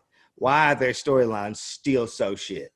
Because they really ain't got writers like Impact and WWE. I think Impact got writers too. They got to, bro, because like the shit they got going with like, you know what I mean? Because and the thing about fucking Impact and fucking like New Japan don't really have storylines, bro. Like it's very minimum on their storylines. It's kind of just like wrestling. If you get it, you get it. You know who the champions are, you know. So like I don't really talk about New Japan when we get into storyline talk, but like Impact is amazing. Ring of Honor doesn't really do storylines. They kind of do, but their shit is decent. Their wrestling is more their fucking if you want to watch Ring of Honor, you're gonna watch them for their in-ring action rather than their storytelling. But where AEW wants to fucking go against the giants, I expect to tune in and see you with fucking top talent, great wrestling matches, great storylines, and niggas who are able to cut promo. I don't want to watch a show you pop up with Sting, and Sting is just helping a nigga out, and y'all have yet to tell me why Sting is helping a nigga out. Y'all have yet to tell me why Sting is helping this nigga out, bro. Like, yet I'm sorry, bro. But I'm glad you said that shit. Like, and it doesn't make sense. And it's like, yeah, man, Darby Allin, the young nigga, man, like upstart. Like, it's good to see him fucking get the title, and y'all want to do whatever y'all want with him, but make it a storyline, bro. Like, fucking, he's wrestling again. He been wrestling against fucking what's my nigga's name? Brian Cage for the last little bit. Brian Cage got a belt that you niggas keep telling me you don't recognize. So he has a belt that means nothing. The other nigga has a belt that he keeps going after, but he can't beat him. And it's like, why does he keep getting opportunities? Why is nobody else getting a chance? There's no real dialogue or anything in between. No, bro. They really just throw shit out there, and they probably, y'all do what y'all want to do. This is going to be the match. Y'all say what y'all going to say. Y'all do what y'all want to do. And the shit's just not working to me, bro. They had live commentary on a fucking cinematic match. Yeah. Which was good, by the way. I think it was a good match. But at least fucking show your niggas on commentary the match before they're doing live commentary on the match. They would they gotta get better commentary team. Nah, for sure. They with the legend shit though. But that's what gets me, bro. It's because like you niggas gotta let go of the past, bro. If y'all want to fucking revolutionize wrestling and you want to be this new company and you want to fucking shit on WWE for being fucking Stone Age wrestling and keeping with the traditional fucking shit, you niggas gotta get away from it too. Yeah. But you 100%. niggas keep going back to it. You niggas literally are WCW 2.0. There's no doubt about that. I do like Tony Schiavone though. I've always been a fan of Tony Schiavone. Great guy, man, but JR can get the fuck on. Bye. JR don't even know the wrestlers' names, bro. Bruh, nigga, I was sitting there watching that cinematic match, bruh, and JR said, damn, it's taking them a while to get to the ring. And I'm just sitting here like, bruh, if you don't fucking shut up. Hey, bruh, JR ain't it. And he be plugging his barbecue sauce and shit. Yeah, go off into the sunset, bro. We appreciate what you done for the community and what you done for wrestling, but go on off in the sunset, bro. Hit the dusty trail, big dog. You gotta go. That's it. He low key turning into Ric Flair. He the Ric Flair commentary. Man, the thing is about Rick too, but like I'm not even gonna slander Rick, bro. Rick can do what he want to do. He old nigga. He for sure. But they when they was doing the whole Rick got homegirl pregnant because homegirl actually got pregnant, and then was like, well, we didn't say it was actually mine. Like, nah, nigga, you did. You said it without saying it. I was, bro, that whole storyline, I was sitting there like, bro, what are they doing? What are they doing? Dicking around. That's what they're doing. Yeah. Man.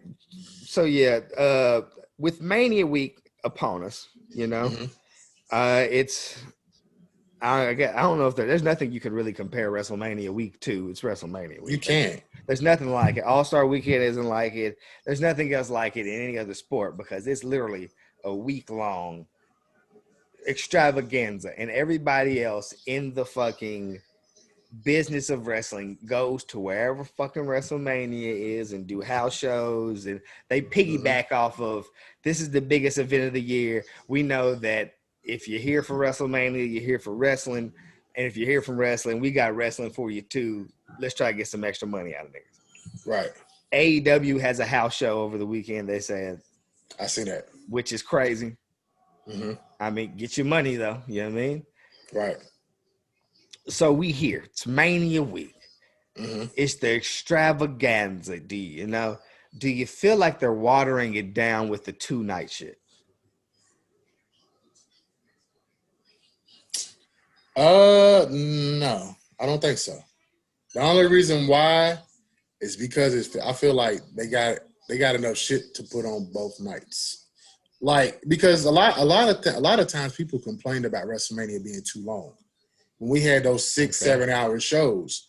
Right. So now it's like, all right, we're gonna give you 2 days, split that shit up, so you can come back the next day and check out what we got on this day. Okay. Because they was probably losing viewership and shit with all them 6-7 hour shows. Bro. But I mean, they took the idea from New Japan. New Japan decided to split Wrestle Kingdom up into 2 nights.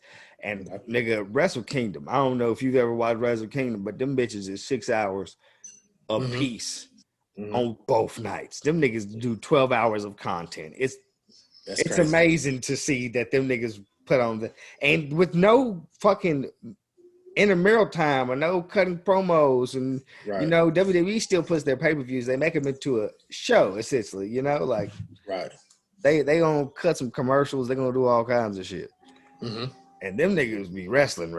So yeah, I feel like it's gone to the point where they have like 2 nights is dope, but give me 2 nights of, don't give me a lot of filler. If you're going some great wrestling, if you're gonna bust it into 2 nights, but don't, like, you could break it down to 2 hours. Yeah. So 2 hours a night, and that would weed a lot of the bullshit out to where you can just give me the meat and potatoes of WrestleMania or like shit like that. Because like when you watch with NXT doing the 2-night event for the first time this year, when I look at the NXT card for the 2-night, it's like, okay, I don't feel like there's any wasted match in here. There isn't. All of the matches have like meaning to them, have been built up for a while. Like, it's like we literally have 2 pay-per-views, right? Like back to back. It's not like I'm not watching 2 pay-per-views. Like, it's not like I'm watching just a regular episode of NXT and then there's a pay-per-view. It's like, no, these are 2 nights that have marquee matches each night. And then I get into WrestleMania, and I feel like that partially, but I feel like a couple of the joints is like, you need filler because we're got to 2 nights. Well, the women's qualifier match is a great example of a filler. and it's like, I understand that people think that WrestleMania is too long. I mean, you give me a 4-hour pay-per-view, you give me an hour, maybe hour and a half, 2 hours of pre-show, pre-wrestling, where you may have a match or two within those joints. It's like, okay, this is a lot of fucking wrestling, but it's marquee for the niggas who showed up to see all this fucking wrestling. Yeah, for sure. But so it's like, and you niggas usually do pre-show matches, and I feel like that's where you would put the bullshit. Like the women's qualifier. Boom, makes much sense. Like if you needed a fucking pre-show match, the women's qualifier match would make sense, and then they would go on to face the women's tag team champions on one night, rather than busting that and making that a 2-night joint. I feel like with them doing 2 nights, we get more of fuckery than we do with one night, even though if they bust it down to one night, it's going to be longer than niggas really want to sit there and watch it. I honestly think that they could have taken NXT and incorporated their matches into Mania, if that makes sense. You know what I'm saying? To make it like high, because I think they did. They had like an NXT title match before on Mania. Yeah, like if they would have done that, instead of having last year, it was the women's match. That was Charlotte and Homegirl. It was like, but I honestly think they're literally trying to pull NXT away from WWE. Like, even though it's under WWE, they don't want it to be Raw, SmackDown, NXT. They want Raw and SmackDown to be one thing, and then they want NXT to be fucking, don't put this with the rest of that shit. This is something completely different. Because it's the best show they got. We see them not be in Survivor Series. They took them completely out of Survivor Series again. They haven't incorporated them into fucking many of the matches. Like, how many of the people do they have in the Rumble? Do they have many? Not many. Not many. You know what I'm saying? And it's just like, I feel like they don't want to incorporate them two together. Also, because these niggas are wrestling different kind of wrestling. There's only 2 matches on the card that I feel like would be great NXT matches. The rest of them, no, there's like 3. Like I would love to see Apollo and Big E in an NXT match. I would love to see the fucking Seth Rollins and Cesaro in the NXT. And Sammy. See, these are the matches that if they were NXT matches, nigga, I'd be like, oh, these niggas are about to tear the fucking house down. But I think Sasha and Bianca could do that too. I have my restraints on Bianca. And I hate to say it because I don't want to be one of them niggas because everybody loves her. But she don't do it for me. In ring. Really? In ring, she don't do it for me. Really? Thing is she don't do it for me at all, actually. But I don't like speaking on it because I don't ever want to be that nigga. No, because we hear it. We hear them. No, I know. I'm not a Bianca Belair fan at all, bro. But like you say it and niggas look at you like, you sure? But it's in the sense of, bro, like I was never a big Kobe fan. I was never a big Kobe fan. I'm Brian. See, you know what I'm saying? But like I don't even put it in the sense of like I like this over this. It's just I just never got into Kobe. Okay. Kobe wasn't for me. Like I acknowledge the fact that the niggas fucking accomplishments are amazing. The shit that he's done in basketball, in fucking games, playoffs, winning championships, everything. It's like, okay, this nigga is amazing. But I wasn't a fan of Kobe. Right. Like you ain't never really seen me go out and be like, man, I need this because it's Kobe. Right. No. Same. That's me with Bianca Belair. Like I can see like the potential and like, but it's not for me yet. It ain't doing it. It ain't doing it for me. Like I hate the long ponytail. I think that's silly. I think the sassy attitude kind of sort of is like she doesn't sell me on it. Like nah, bitch. Your acting might be as bad as Natalia's acting. So you don't think that's like her? Outside of wrestling? Man, and if it thing is, it could be. Yeah. It just ain't for me. No, like, for sure. Because like it's a weird mixture of is she a heel or is she a face or is that confidence she's protruding? You know what I mean? Is it just like you don't like her confidence? Is that's just her swag? She's not a bad guy, but she just has like a no nonsense attitude. I guess that's what it is. But it's kind of like I don't like those characters for real. I think she's trying to incorporate the culture in it. Kinda, but like, so when Sasha was heel Sasha back in like NXT, like when she was fucking and she walked out and she snatched the little bitch's shit off her head and boo hoo, little bitch, you fan of Bailey? Like, I don't give a fuck. Like, I'm Sasha Banks, bitch. It's like, okay, like, look at her, like, fuck you. Like, that mentality was dope. Now Bianca Belair is kind of just like, I don't know. But it's like she has the attitude of like, I don't pick with y'all pick with me, and this is what you got to get when you pick with me. And it's like, I get it. I get it. Like, man, I wish she had that attitude full force. Like, that be the bad guy there. Fuck it. Like, you just got attitude. Like, fuck y'all. I'm the ESG. You know what I mean? Like, yeah, bitch, I'm me because I'm me. I'm not me because you bitches is hating. Nah, for sure. Like that's shit. If that's what she was going for, go for it. Fuck it. Yeah. Like, I like the shit she does for the culture, especially like Black love, all that shit. I am with it. Like, pro, fuck it. Let the women main event the first night of Mania. 2 Black women main event it. I am with it. I am completely supportive.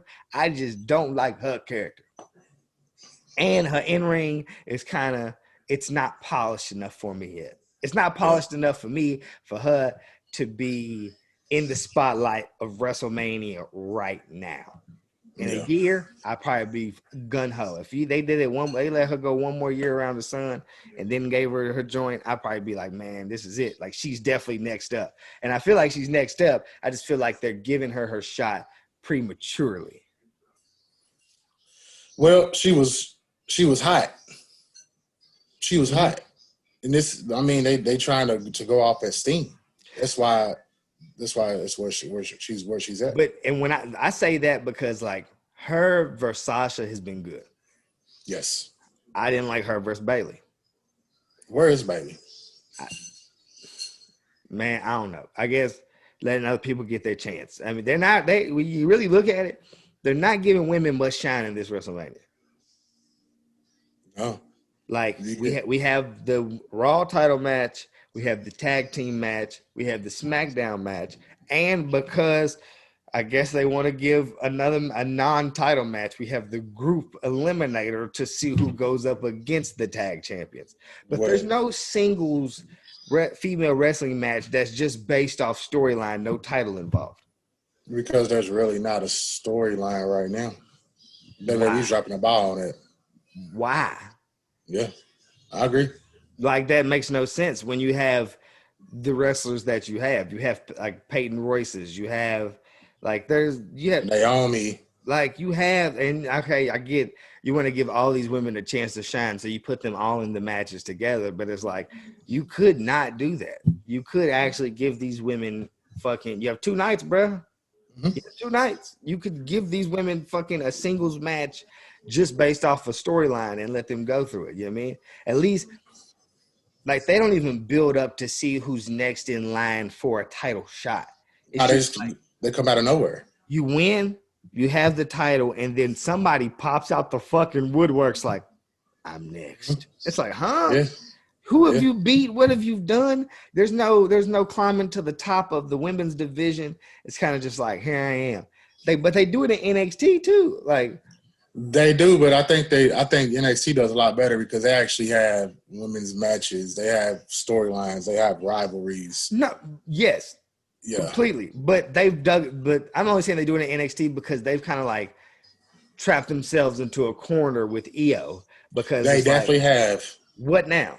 Like, she's beat everyone. Like, it's pretty much the Asuka storyline all over again. It's like you'll lose and you have to go to the main roster because what else can you do? Like, but do they not do that with all the women's champions though in NXT? They kind of do that with Rhea Ripley too. Yep. And she ended up losing to Charlotte. Yeah. See, and that's the thing. Like, I feel like Rhea Ripley is a little further ahead than Bianca Belair. But I'm cool on Rhea Ripley. I'm cool on Rhea Ripley, but I feel like I feel like her in-ring ability. Yeah. Like whatever she's going for is like just a couple steps. I mean, maybe because they threw her into the fucking limelight early bird and was just like, all right, figure it out. But she good. She good to go. Yeah, she is. But watch her. Like that's my issue is where do they go after Mania? Like where are we headed? Like Bianca Belair wins the SmackDown Women's Championship. Who's next? And like what storyline would be good enough to where I'm like, yes, okay, they're doing right by her being champion. They would have to call some people up. They would have to, because as we sit there, and I mean, I know they probably are going to jumble up the roster here soon, but you look at the SmackDown roster and it's like, who would you want to see Bianca Belair feud with up until for the next maybe month, 2 months? Like, who would you want? Who would you see? I liked her and Bayley, but that's already happened. Mm-hmm. So, I mean, I could also see them running it back with her and Sasha. I don't know if I don't think it'll be a good thing. No, it'd be what we've been watching. Mm-hmm. Like, you guys are going to keep going back and forth, you know? And so it's like, that's where I'm at with, I don't know if it's her time yet. Like, it may just be the timing and where we're at in the world or the roster or whatever, because it's just like, I get that. What's next is, I don't know, bro. Like, and I would hate for you to get the title, have a shit reign, your first reign, and them now questioning if you're a great champion or not because the reign you had was shit. And it's like, it may not be your fault, but they're going to act like it was. So I kind of get what you're saying now. So you essentially like, can she carry this shit if she gets it at the Mania with what she has? Okay. That's what I'm saying.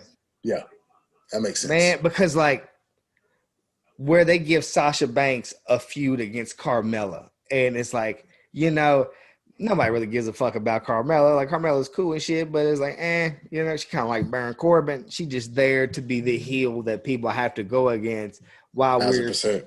we're getting shit going.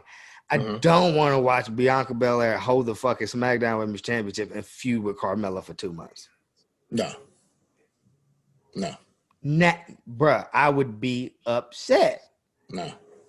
But who? But that's a good question. Who would she feud against? I don't know. That's what I'm saying. I have no clue. And that's where these other women who have been here, they're tried and true, and we know that they can fucking at least carry the fucking workload on the mic wise while we're fucking trying to figure shit out. Bianca Belair hasn't proven to me that she has the ability to do that yet. But WWE's also put a lot of the women's talent on Raw. I know.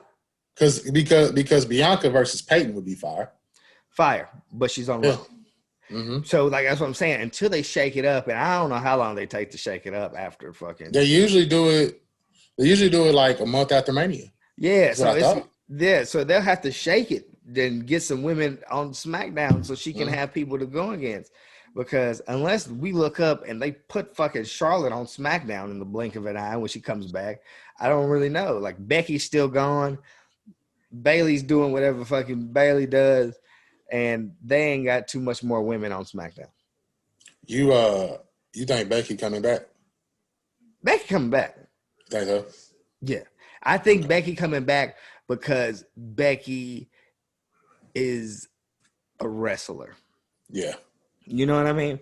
Like, her life goal was to be in wrestling. It wasn't like she was doing this and then they discovered her and like, she's a wrestler now. It's like, she's made it to the top. She's made it to the top too. Yeah, she's into wrestling. So I don't know when she'll be coming back. Like, but I believe she'll, like, once she's ready, she'll be back.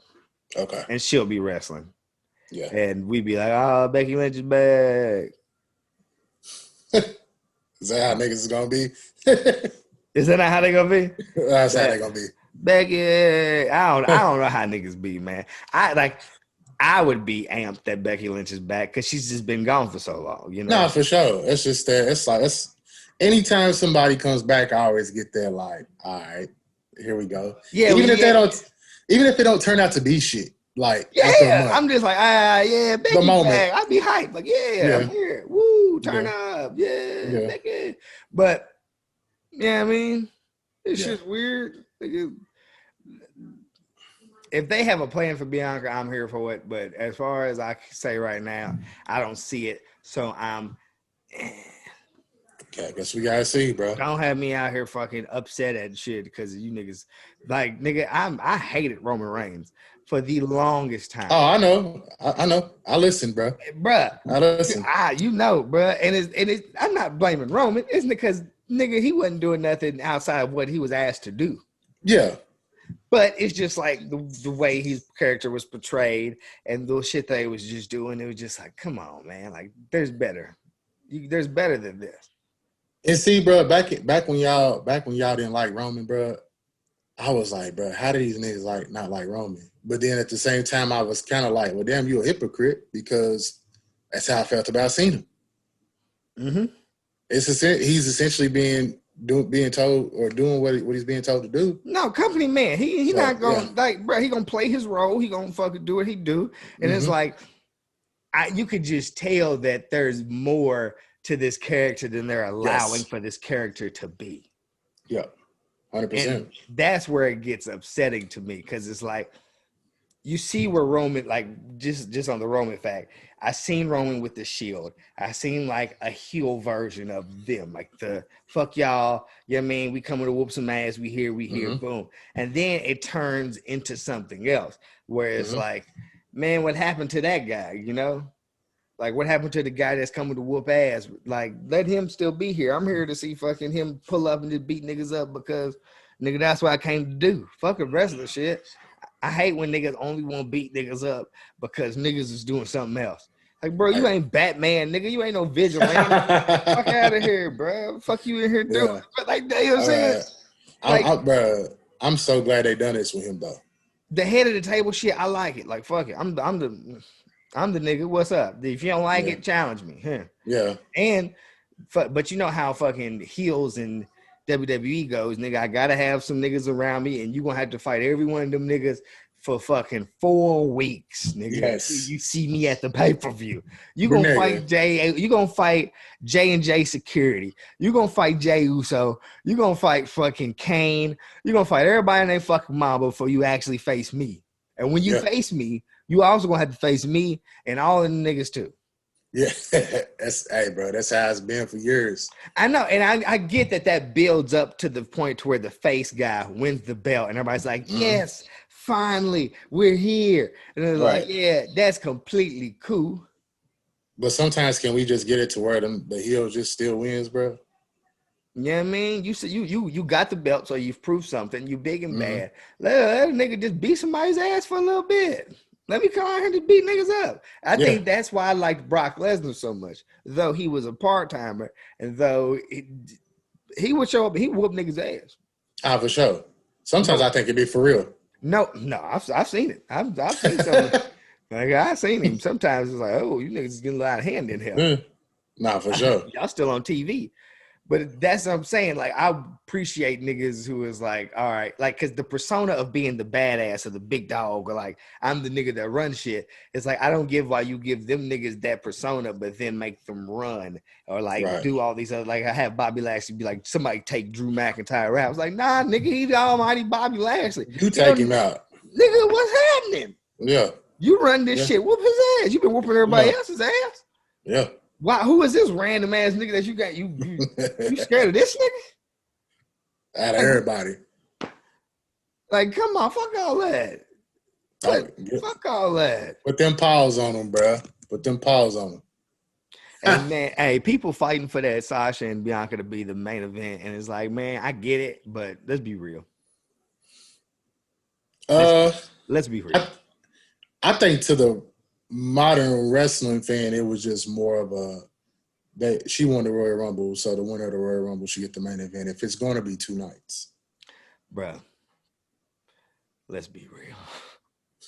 Like, they do shit to shut niggas up. 100%. And once they've done shit to shut niggas up, they're not gonna look to shut niggas up again. Like, oh, y'all want a women's main event? Bet we'll give you one. Don't ask for it again. Yeah. Don't, bro. We gave you one 2 years ago. You want another one? Because we give you another one, you're gonna ask for another one, and then we're gonna have to keep giving you women's main events Because niggas want different variations. They like, all right, we got the all white one.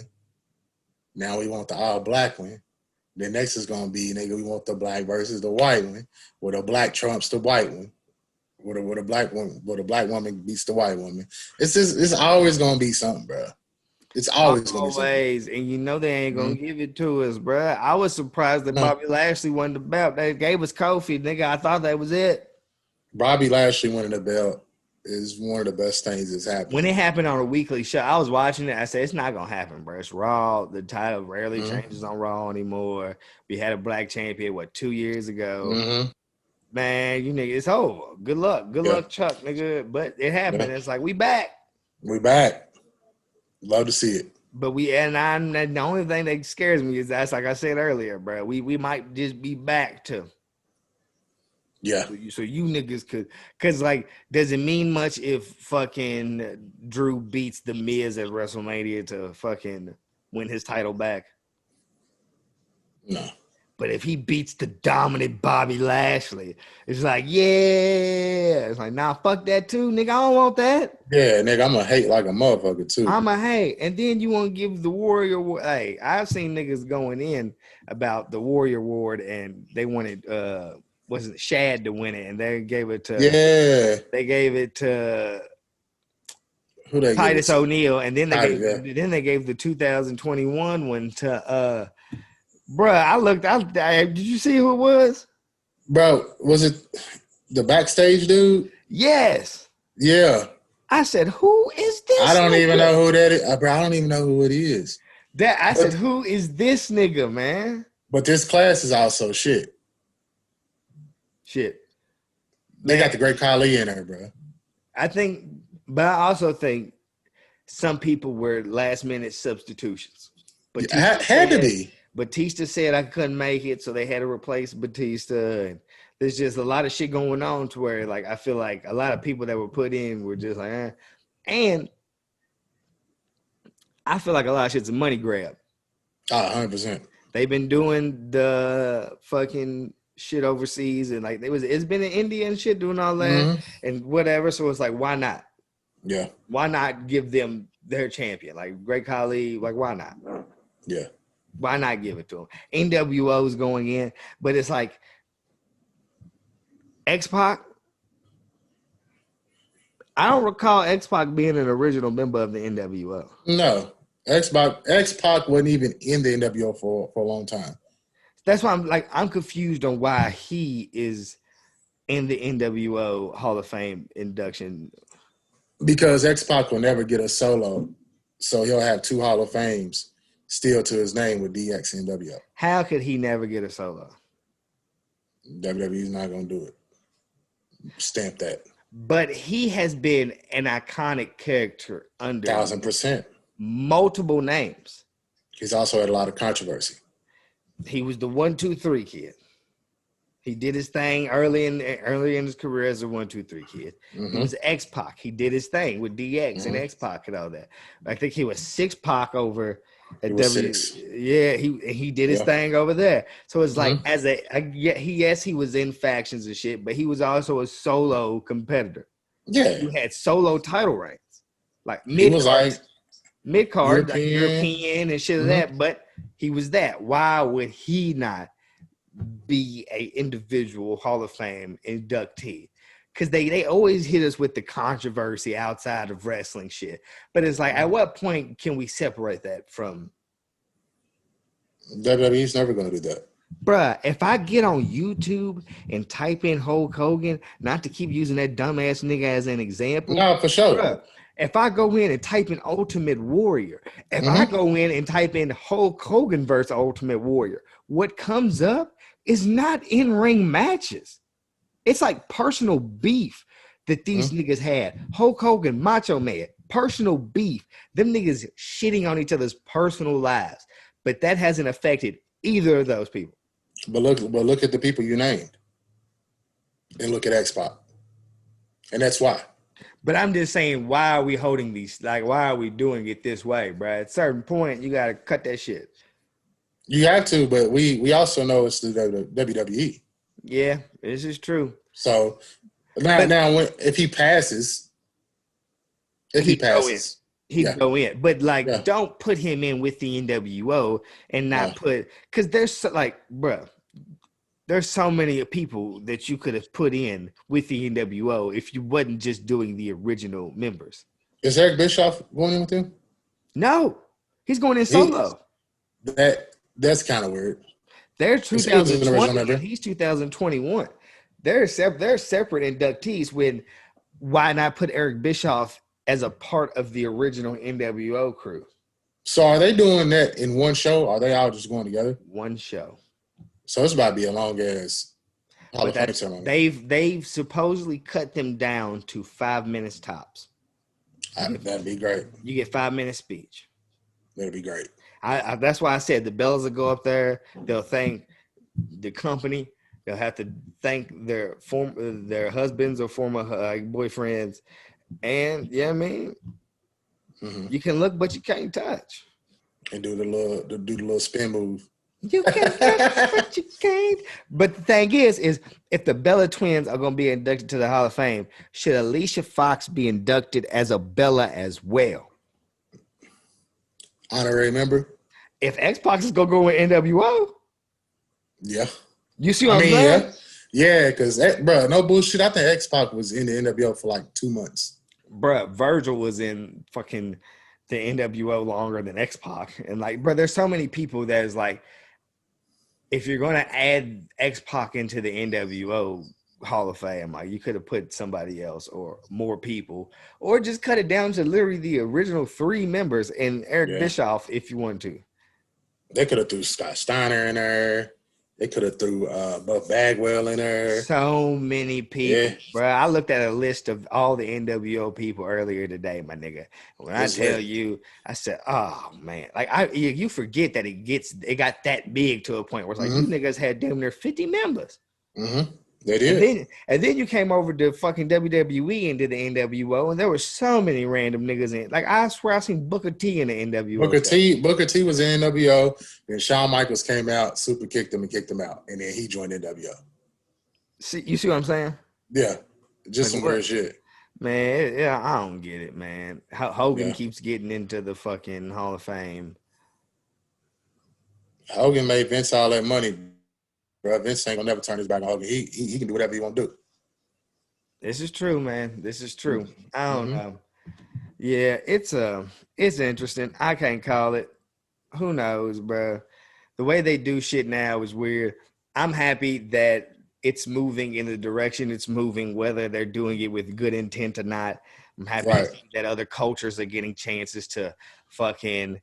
Like, this is like the first time where like all the major titles were held by foreigners, like where Oscar's champion, Sasha's champion, that's hard. Roman, Bobby Lashley. It's like we got to a point to where it's like, you know what I mean? They're not focusing in on just a specific culture. The arrangements got bigger, I guess. You know what I mean? Dope to see that. I'm happy. It is. It's good that we're going in a good direction, even though it's America, you know? Yeah. We still nigga, bro. Still nigga, bro. No matter what. Mm-hmm. It is what it is. You know, I'm happy that fucking we get 2 nights of NXT because fucking I'd rather watch NXT over main roster shit any day. Easily. I don't think It's kind of weird that it's not on a Saturday. I mean, takeovers, but midweek is cool. Fuck Peacock. Peacock. I don't know if you've been doing the Peacock shit yet. I actually got forced to do it. I got an email from the network like, "Hey, your shit in tomorrow." Nigga, I didn't get but I don't have my email notifications on. So I click on to the network and it was like, the network has moved to Peacock. And I'm like, okay. So then I click on the joint to like, I was trying to watch like a preview. I think I was trying to pull up the Bray Cena from last year's Mania. I was trying to rewatch it. Yeah. Nigga, they said, no, I said, huh? I go to my account joint, it says subscription expired. I said, oh, so you niggas didn't even give me an option.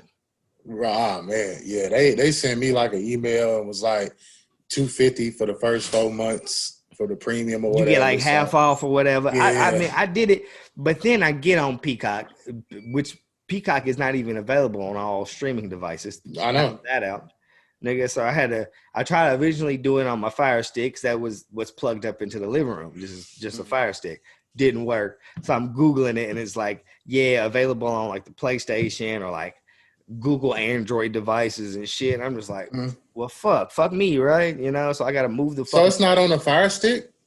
No, Peacock ain't on the Fire Stick. That's surprising, bro, because the Fire Stick usually has everything. Like everything. The Impact app is on the Fire Stick, bro. That's what I'm saying. Confuse me. So I got to now move my PlayStation from in the bedroom into the living room if I want to watch fucking WrestleMania in the living room on the extra big TV rather than on the fucking regular size TV I got in the bedroom. It's like, that's the thing is, I don't want to sit up and watch wrestling in bed for real, because I know me. No, I don't know, bruh.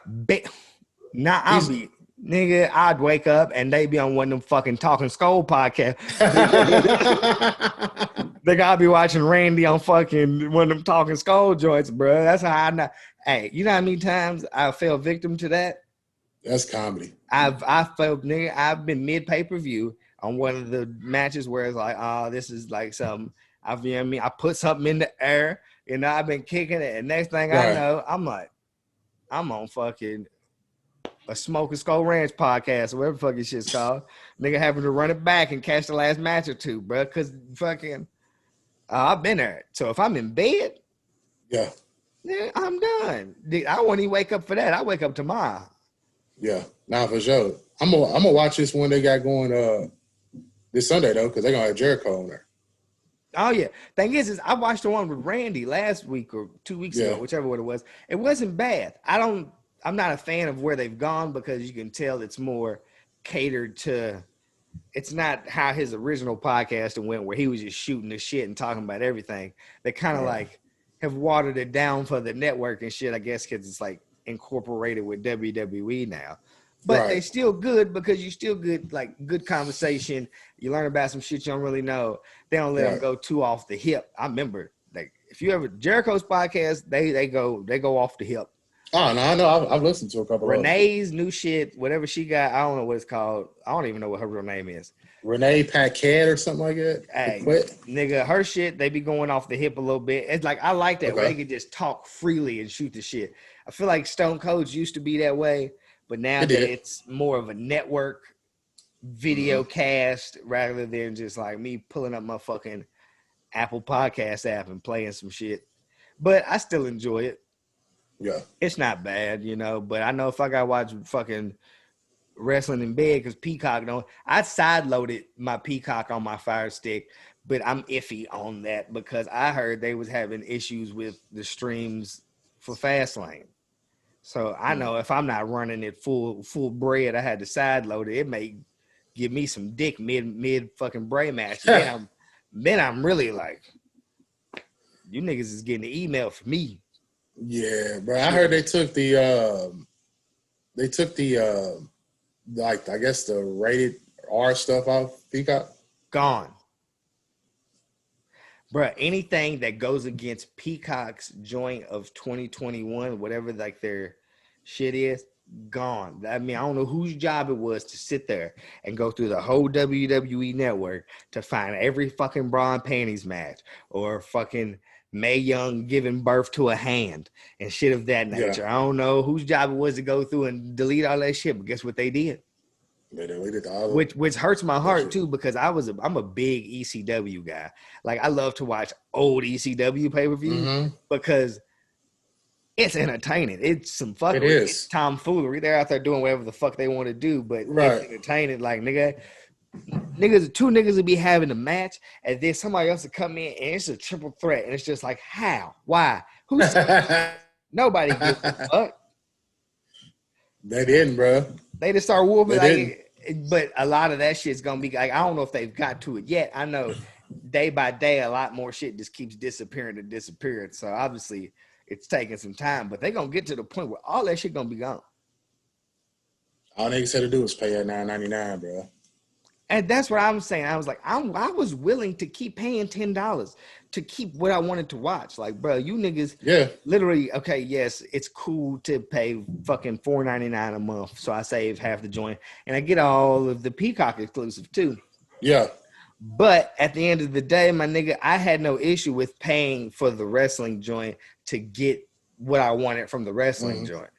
Like, my nigga, yeah, I save $5, and yeah, I get to watch The Office, but I'm also upset that you've taken some of the shit that I was paying to watch. Like, I gave you my money for the ability to watch these pay-per-views, weekly shows, shit of that nature, and you niggas took it upon yourselves to tell me, nah, bro, I'm sorry. Ain't doing no more. Fuck you, nigga. Fuck you and whatever you thought you was gonna watch. Essentially. Fuck all y'all, nigga. Fuck it all. I said, huh? The Fastlane pay-per-view was pretty hard, like as far as like streaming and stuff. Because I watched it on my PS5, but I ain't got like the Ethernet or nothing, so I ain't had no streaming issues with that. That went pretty smooth.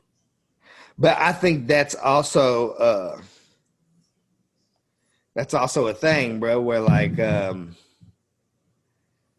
it's certain people's shit that's having streaming issues. Like, nigga, I remember back in the day, I used to watch my shit on a fucking Google joint, and my streams would fuck up often.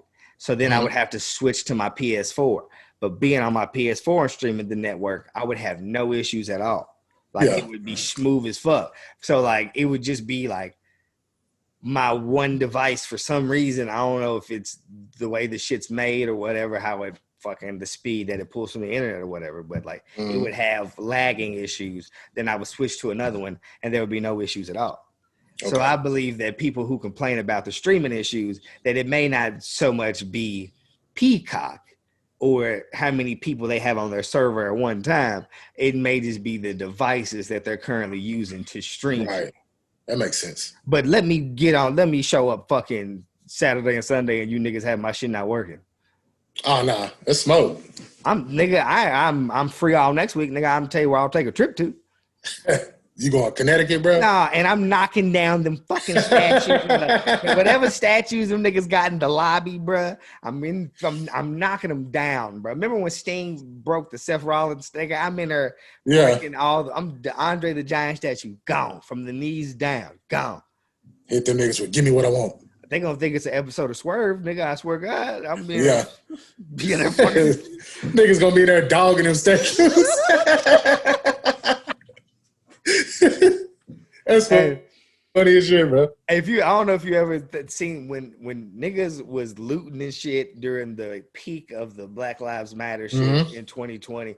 Like they was busting into places and stealing shit. I remember they broke into the Cause store and they was stealing the fucking full-size 5-foot statues and shit. They was busting windows and they were running out with all this shit. Niggas got cars, figures.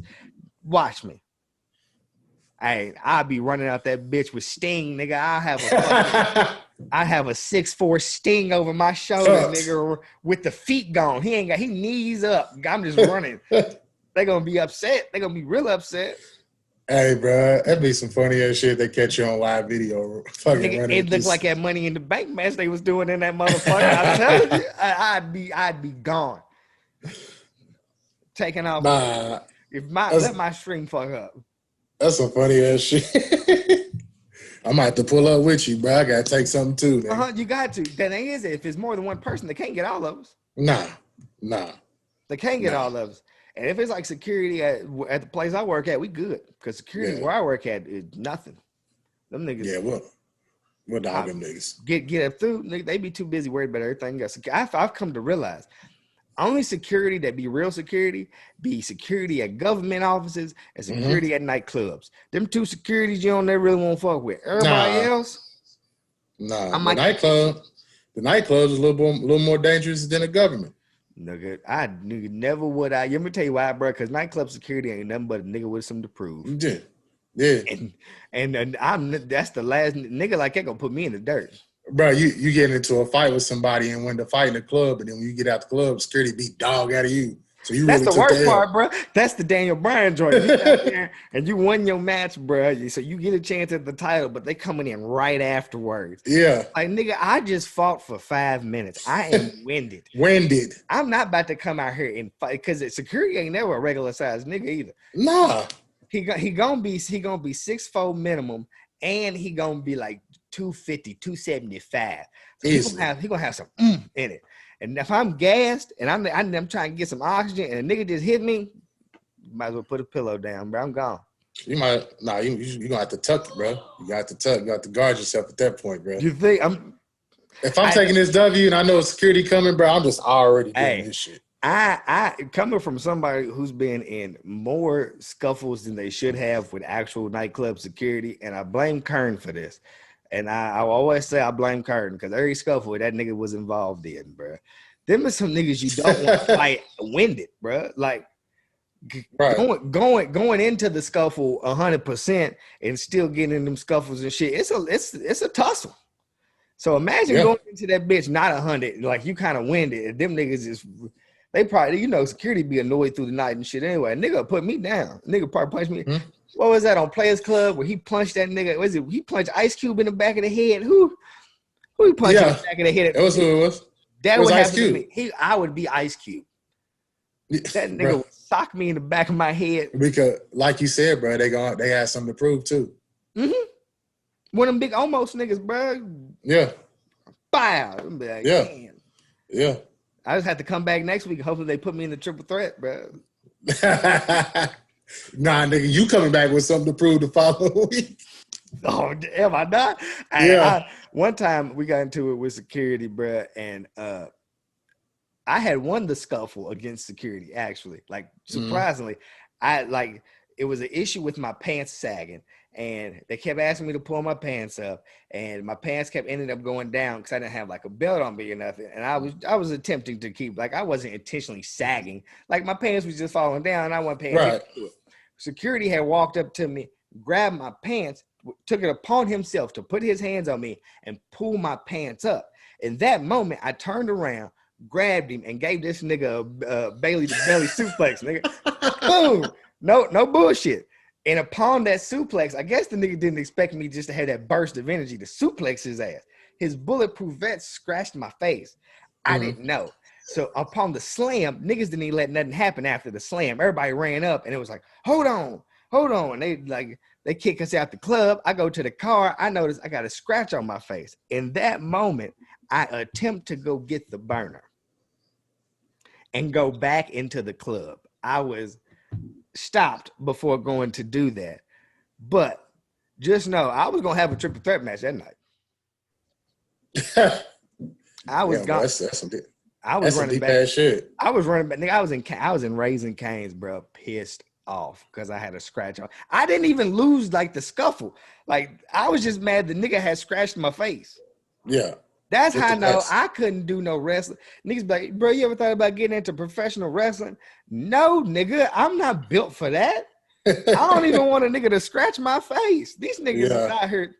Bro, I seen an interview with Shawn Michaels where he said the Sweet Chin Music, he just threw it. He said, I would just kick towards a nigga's face. And if they didn't get their hands up, oh, well, their fault. Yeah, and I'd be that nigga to catch it and have to see him backstage. Yeah. All right, we just had our wrestling match and let's have our fighting match. Imagine nigga really catching you and you got to live with that for the next week. Like, your shit kind of like, yeah. Like, nigga, you caught me clean. I ain't doing no house shows next week. That's for sure. At all. Nah. See, might not give me a TV. That's why anybody asks me why don't I be doing wrestling or if I'm ever gonna get into actual like wrestling in ring. I'm like, you niggas is crazy. I ain't built for that shit. And you niggas don't know what it take to be built for that shit. If you asking me, you obviously don't know what them niggas are made of because them niggas are real warriors, bro. Mm-hmm. Like, any person that'll step in that ring and choose that as their career path is a real fucking is a real warrior, my nigga, regardless. Cause that shit ain't sweet, nigga. Yes, wrestling, they're not out there it's scripted. They're not out there to hurt each other. I get that. But people get hurt. Yeah, that shit's still physical. they get real injured. Like they actually like Yeah. connect with each other. Like nigga ain't out there dicking around, bro. Like you think nigga, like yeah, he throws a fist and it may not be intended to hit me dead in my jaw, but it's gonna hit me in my fucking neck. Let a nigga hit you right there. I'm just like, fuck you thought that let a nigga smack me. Hey, the one thing that any person would do that is may not be in the ring or anything, just playing around wrestling style is maybe like a knife edge chop. Niggas is always willing to smack a nigga dead in the chest. Nah, niggas ain't doing that to me. Have you ever taken a knife edge chop? Bro, back when we was younger, me and my cousin, this nigga be like knife edge chop and smack me. I'd be ready to box this nigga. Because it's no hold. Yeah. Now imagine being in the ring and you got to hit a nigga hard enough that the whole arena hear it so they can be like, oh, he ain't giving you no love tap. This nigga giving you what he got. I'm not built for that. Nah. You ever seen them Walter chops, nigga? I seen them. I dead. They'd find me on the apron, nigga, sprawled out. Bro, you ain't gonna be sprawled out on the apron, nigga. And at the funeral, they'd be like, we found him on the hardest part of the ring. My nigga gonna be on outside the ring for catching a knife edge chop. Oh shit! And we found him spread out on the hardest part of the ring. He was out cold. Yep, that's how they find me, bro. That's why I always be like, there's so many professions I feel like though that people underestimate what actually goes into them or shit. That it was because like you don't know what like shit, fast food, like food industry shit. Fucking, there's so many jobs, bro. It's like if you've never worked it or been in it, you it's so easy to talk shit about people doing it or whatever it is because you don't know, nigga. Y'all talk about shit about wrestling. People say it's fake. They say it's this, that. They're not actually getting hurt. It's like you don't know, nigga. You not out there, right? You don't know what them niggas is going through, nigga. You know, with so many other shit, niggas would be like, bruh, do stand-up comedy. Like, do you know what it takes to do stand-up comedy, nigga? Do you know what it takes to, nigga? That's like nigga come up to me and be like, hey, bro, you ever thought about being a carpenter? Like, nigga, do you know what it takes to be a fucking carpenter? It takes something, bro. It takes something to be something and everything. That's why you got to fuck with what you interested in. With what you got, bro, and what you do, bro. It's like, nigga, if I wanted to be a wrestler, I probably would have attempted to, I would have at least attempted it to like, that's not what I wanted to do. I love to watch it. I love, you know what I mean? Like, I love talk about it. I don't want to get in the ring. I don't even want to jump from the top rope and just flat back it. Nah, they said taking them bumps hurt. Nigga, I've watched Tough Enough. Yeah, I have too. It ain't, yeah. No, nigga. That nigga talk shit about them niggas in the NBA and then go play them niggas in the NBA. Get dogged. Bro, I can't believe he did that. I can't believe he did that. Like, nah, nigga, you just go out. You go out there. Bro, that's what trips me out when these niggas be like, oh, this player's weak. Like, oh, this player's weak. That nigga will beat you 32-0 in a game of 32, though. Nigga, the last nigga on the bench is dogging you. I've seen it in person. Yeah. I've been friends with college basketball players, and I've seen niggas talk shit because they've been in an open gym, and, like, the niggas been there. And, you know, like, if I'm a collegiate athlete or if I'm a professional athlete, if I've showed up somewhere and there's people of this, I'm not going to play for real. I'm not going out here and I'm not giving it my all. I'm just going, you know what I mean? I'm just out here for a light exercise. That's get a little sweat. And niggas think that like, oh no, y'all out here for real. Y'all, I'll dog you. And it's like, I've seen a nigga go, niggas be like, I'll dog you. And that nigga went out there and showed them like, hey, this is different levels of competition, my nigga. Like these are niggas, I know niggas in the NBA that come off the bench, that have gone into church leagues and like rec leagues and shit and made everyone on the court look like fucking fools. Yeah. So do I. Like, you niggas think you really believe? Like, do you know what goes into this shit, nigga? You think niggas is fucking crazy. That shit's so funny to me, bro. It is. Because everybody from the spectators' standpoint is fucking amazing, bro. I don't know about your personal life, but I'm going to tell you about mine. I'm open with it. I have set a camera up across the room to record myself doing some grown up. And when I played that motherfucker back, I deleted that bitch before I even got there. Nigga, if you could have seen what I seen, nigga, I didn't look like what be on them videos online, nigga. I said, nah, this ain't me. That ain't you? Nah, nigga, I couldn't nobody else see that. Nah. Nigga, I was out there looking bad, bro. Like, nigga, that's comedy. Nigga, hey, what you feel like you look like and what you actually look like, two different. That's normal though. That's some normal shit. Is it? Niggas ain't gonna not tell me that they ain't like thought about it. Oh man, I'm telling you right now. Look, I'm just saying. I watched back me, and I thought I was the man. Now I could have been in there killing it, but I'm gonna tell you visually. Video told you a different story. Oh man, nigga, I wouldn't want nobody to see that. I said, damn, that's me. Is that what I look like naked? Look, and in your mind, bro, you was probably over like, I'm smacking. Nigga, watch the video, just get disappointed. I watched the video and said, there's no way she see me like this and think I'm sexy, nigga. Nigga, I look fucking crazy. Nigga, I was standing there butt ass, hair out. I ain't have a ponytail in or nothing, nigga. I said, yeah, all right. My nigga was getting to it. if I would have walked into the room looking like that, if I was the other person, I'd be like, come on, bro, put something on.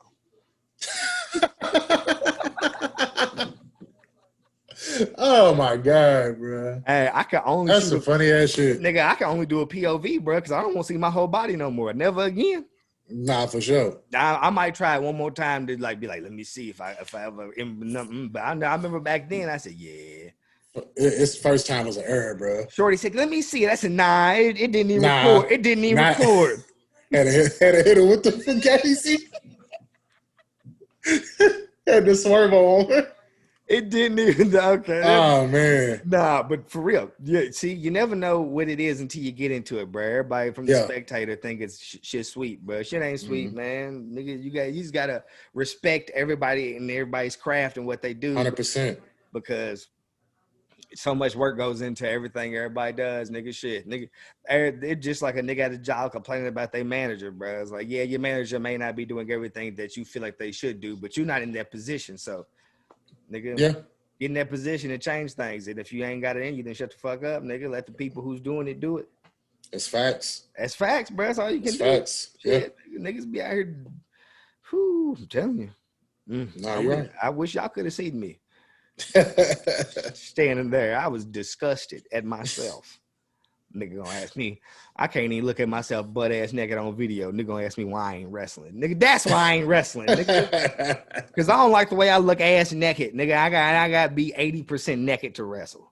Nah, they ain't gonna let me out there in a hoodie and fucking Adidas track pants, nigga. Niggas ain't wrestling. Hell no, I'm be out there looking like Husky Harris, nigga. Nah, disgusted at me, nigga. Nigga, they have you out there looking like Angelo Dawkins, nigga. That's what I'm saying. Covered up, nigga. I hate that, nigga. Because I ain't got one of them firm, like, because there's like wiggly body fat niggas and there's like firm body fat niggas. I'm a wiggly body fat nigga. My shit ain't like firm and muscular, nigga. My shit moving everywhere. It shit nasty. Like, it's gonna look nasty on camera.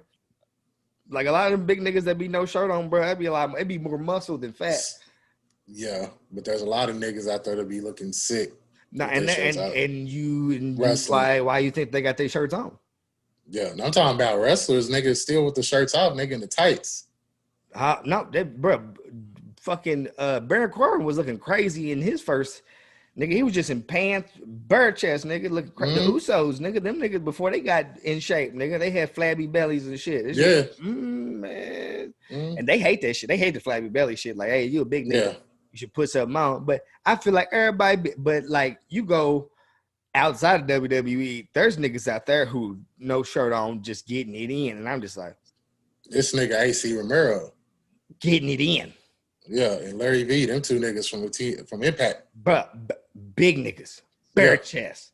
Yeah. Covered, belly button covered. Like, nigga, don't cover your butt, nigga. If you gonna be a big nigga, no shirt, let it hang. Let it hang. You also, I mean, what was that? Along Came Polly where they was hooping and nigga had no shirt on, his belly ripped down that nigga's face, all sweaty.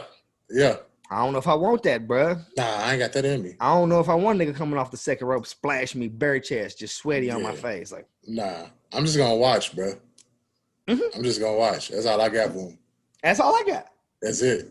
That's all I got, bruh. I'm a spectator. I'll never comment. Like, I'll talk shit about niggas because I'll talk shit about niggas, but I'll never say I can do what they do. I know I can't do what you do, nigga. Nah. Yeah, the only thing I want you to do is be better at what you do. Just do it, bro. Do you to the fullest the extent that they let you do you, nigga. That's it. That's it. And I'm fucking if I have wrestle, I'd have to put a lucha mask on. Y'all niggas not gonna know it's me. But I'm gonna cut a hole out the back of the lucha mask and let the with the ponytail. See, I'll be like, look at my nigga Kicks out there. He don't even this nigga don't even know that I know it's him, nigga. Ponytail gave it away. That's the only thing that'll give it away, bro. Yeah. I'm like, how did you know? It's like the ponytail, bro. I'm like, damn it. I didn't think it would give it away. Nah, you gotta wear the mask and have a little hair come out the bottom, bro, like the other niggas. Just the little curls just stick. Yeah. They wouldn't know. At that point, they definitely wouldn't know it's me. They're like, there's no chance. Nah. Unless you got one Kane mask on, bro, because that nigga's mask confused me. At first, it was a full face mask. Then it was just like, I guess he couldn't breathe. So he was just like, this will give me away, too. They're like, I know that mustache, bro. Go on. Yeah. Kicks, is that you? No, that's that nigga Kicks. What was it? White Man Can't Jump when he tried to rob the gas station for the extra bread? Yeah. He said, is that you? No, it ain't me. Niggas with that's some silly ass shit when a nigga asks if that's you and the nigga be like, nah, it ain't me. Like, I'm gonna go to the car, get my other gun. Yeah, that's silly as shit. Shoot all you motherfuckers. Oh man. All right. I don't know how long we've been on here, but we've been on here a while. So before we get off, if you want to run through, I guess, what you excited for through this WrestleMania week, we're recording on like a Tuesday, so we've already fucking had Raw, so we know what Raw, our Go Home Raw was. It was decent. They set up all the Mania matches they were supposed to set up. We got the Hall of Fame tonight. I don't know if you're interested in that or give a fuck about the Hall of Fame. I'm going to check it out. Yeah, I mean, a lot of times the Hall of Fame is the Hall of Fame. Like, if you're not fucking a fan, you don't give a fuck about the Hall of Fame because it's niggas be long-winded, boy. You be watching the Hall of Fame till 2 in the morning. I know. I watch this shit every year, bro, and I'm like, bro, they gotta cut these. You gotta be dedicated to watch it. So we got the Hall of Fame coming up. We got NXT night 1, night 2, SmackDown, Mania night 1, night 2. I don't know if you're gonna check out any other smaller joints going on throughout the week or weekend. Let me know what you're excited for, what you're here for, what you really want to see get into. Well, I mean, obviously NXT. I'm a little excited for this Tommaso Ciampa Walter match. I think that's going to be a good one. Of course, the Finn Balor, Karrion Kross. I like they build up. Adam Cole. I really like what they done with Adam Cole and Kyle O'Reilly. I don't know if you checked that on NXT where they had like the little story. Like I really like that shit. I love actual like feud matches where it's like there's nothing but a rivalry. We don't like each other. We just gonna fight it out. Yeah, I love those type of fucking storylines. For sure. As far as Mania, bro, like I'm a big Bianca Belair fan. I was a fan of hers in NXT though, so I think the her and Sasha shit's cool. Like I'm here for that. I'm anxious to see I think Kevin Owens and Sami Zayn always put on a good match when they face each other. Like, so I'm here for that. I'm here for the Seth and Cesaro. I really like a lot of these non-title matches. I really like it. I think they did a good job with that. I ain't too enthused about the World Championship matches. I mean, like I told you earlier, I just think it could have been some different situations. I hope there's some surprises, bro. I know they got fans coming back into the arenas, and if they could just have some type of surprise, somebody pull up, maybe like Rousey or like Becky Lynch make a return, or just something entice me a little more. Right. So yeah, I mean, other than that, I mean, I'm gonna check all that out. Of course, I'm gonna watch. I'm really happy that wrestling. We can literally watch wrestling on TV every day now. Yep. Monday through Friday, because you got NXT moving to Tuesdays, Impact's on Thursdays, and then you got your Dynamite on Wednesdays, Raw and SmackDown on Monday and Friday. Yeah, I think that's pretty dope. So yeah, man. I mean, that's pretty much where I'm at as far as matches. I'm always here for a surprise. I'm gonna see some type of surprise happen, and we'll see where everything else goes, man. But that's where I'm at with the Yeah, what I want to see. I feel like we're on the same page pretty much then, bro. Because that's me too, bro. Like everything that you were saying, like the matches that are you pointing out are the matches that I'm excited for. Like more so the non-title matches. Like like I'm excited for NXT both nights, stand and deliver. Yeah. Nigga, I feel like they're always each night has its matches to where it's like, yes, here we are, boom. Yeah. I don't think these motherfuckers will disappoint at all. There's not one that's going to disappoint, and there's not one that I feel like I'm going to put over the next. I definitely feel like the NXT Men's Championship match may not be as good as I want it to be. But You think it's going to be a squash? No, I don't think it's going to be a squash, but I don't think they're going to put on the show that some of the other matches are going to put on, you know? Yeah. Like, I feel like that Adam Cole and fucking Kyle O'Reilly, that's night 2, bro, and that might fucking steal the show from the championship match. I also feel like a lot of Finn Balor's matches that they've been having, they don't go the way I expect him to go. Like he does more of the British style, European style wrestling rather than the high impact kind of matches they've been having. I thought they would have brought out the Demon King for this. I think he's put the Demon King to rest. I think you're not the first person that said that. I think it might be over. But I don't feel like it's going to be a bad match. I just don't feel like it's going to be the best match. You know what I mean? No. It's going to be the main event, but there's other matches but that's what happens when you in NXT, bro. Like every time you got to fucking show out because the second match of the night could fucking be a 5-star match. And then what do you do? You know what I mean? You got to go up against that. You know what I mean? And be in the main event where the crowd has been here, you know what I mean? And they've seen a lot of wrestling, and you're on night 2. So they've seen a whole day of wrestling, and then they've seen damn near a whole nother day of wrestling, and then you got to fucking perform. I just feel like it's a lot of pressure, and the way niggas been wrestling here recently probably won't steal the show.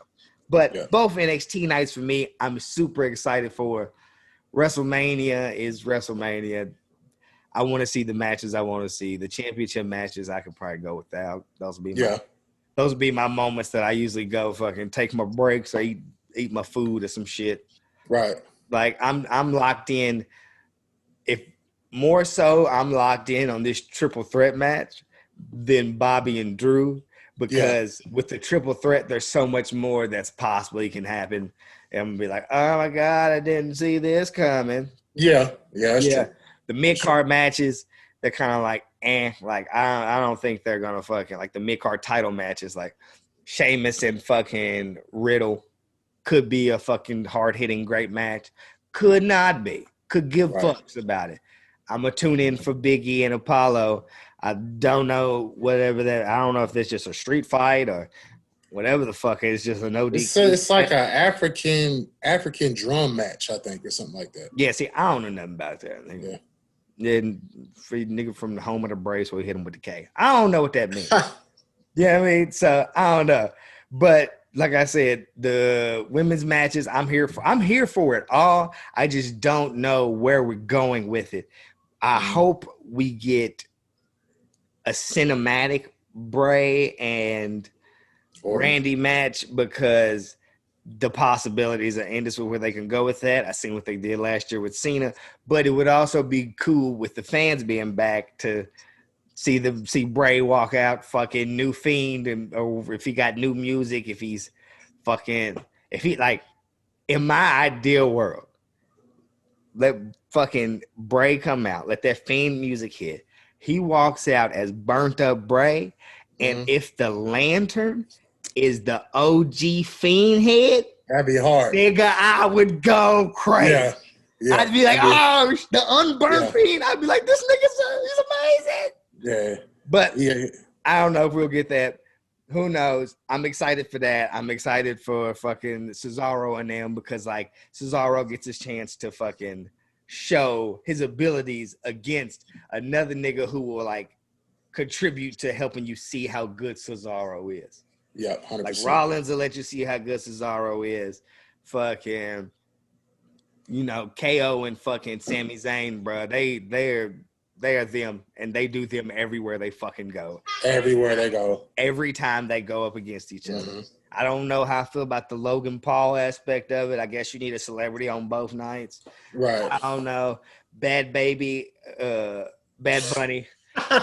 Bad Baby. Yeah, she got 1 million, so she Million. pop up somewhere. Nigga. Yeah. See, she seen herself and knew she could get that. When I seen myself, that 1 million didn't pop in my head. That 1 million nigga said, "Hey, kickstart your own OnlyFans." I said, "You obviously don't know. I've been there. I've already seen it. I've already previewed it. Yeah, I tested my jump shot before y'all got here. I realized I wasn't gonna hit nothing from behind the arc, brother. I'm sorry. You know what I mean? Right. So I think that, you know, KO talking about he wanted to jump off the fucking pirate ship. I maybe have the ability to jump off the pirate ship this year. Although him jumping off whatever he jumped off last year didn't go off too well. He like broke his ankle, I think. I think so. Yeah, he got hurt.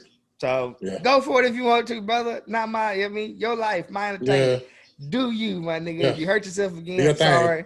You know, I mean, you're one of my favorite wrestlers. I don't want to see you injured, but if it's at the cost of something amazing, my guy, I mean, tough titty said the kitty. Yeah, I mean, so go for it. Overall, I'm here for it. I don't know if I'm gonna check out anything smaller. Like, there's a bunch of other shit going on that I'm probably not gonna watch. You know, I don't know. But what I do a lot of times is I get on YouTube. I get on Twitter, and Twitter let me know what I need to check out. So I'm like, air up. So I ain't got to actually watch a whole event. Twitter let me know, oh, this match was crazy or this move was crazy, and I'll check it out and do that. But other than that, I'm all pretty much WWE this week. I don't even know if I'm going to watch Dynamite. Dynamite can suck my ass this week, you know. Mania's here. Fuck you, niggas. I'll catch Jericho on the podcast. You know what I mean? For sure. Fuck all, yeah. So, overall, as a wrestling fan, I'm super excited. Me too. We on the road. I've been on, since Fastlane, we've been on the road. Road. I'm, nigga, if WrestleMania was only this Bray Wyatt match, nigga, I would show up.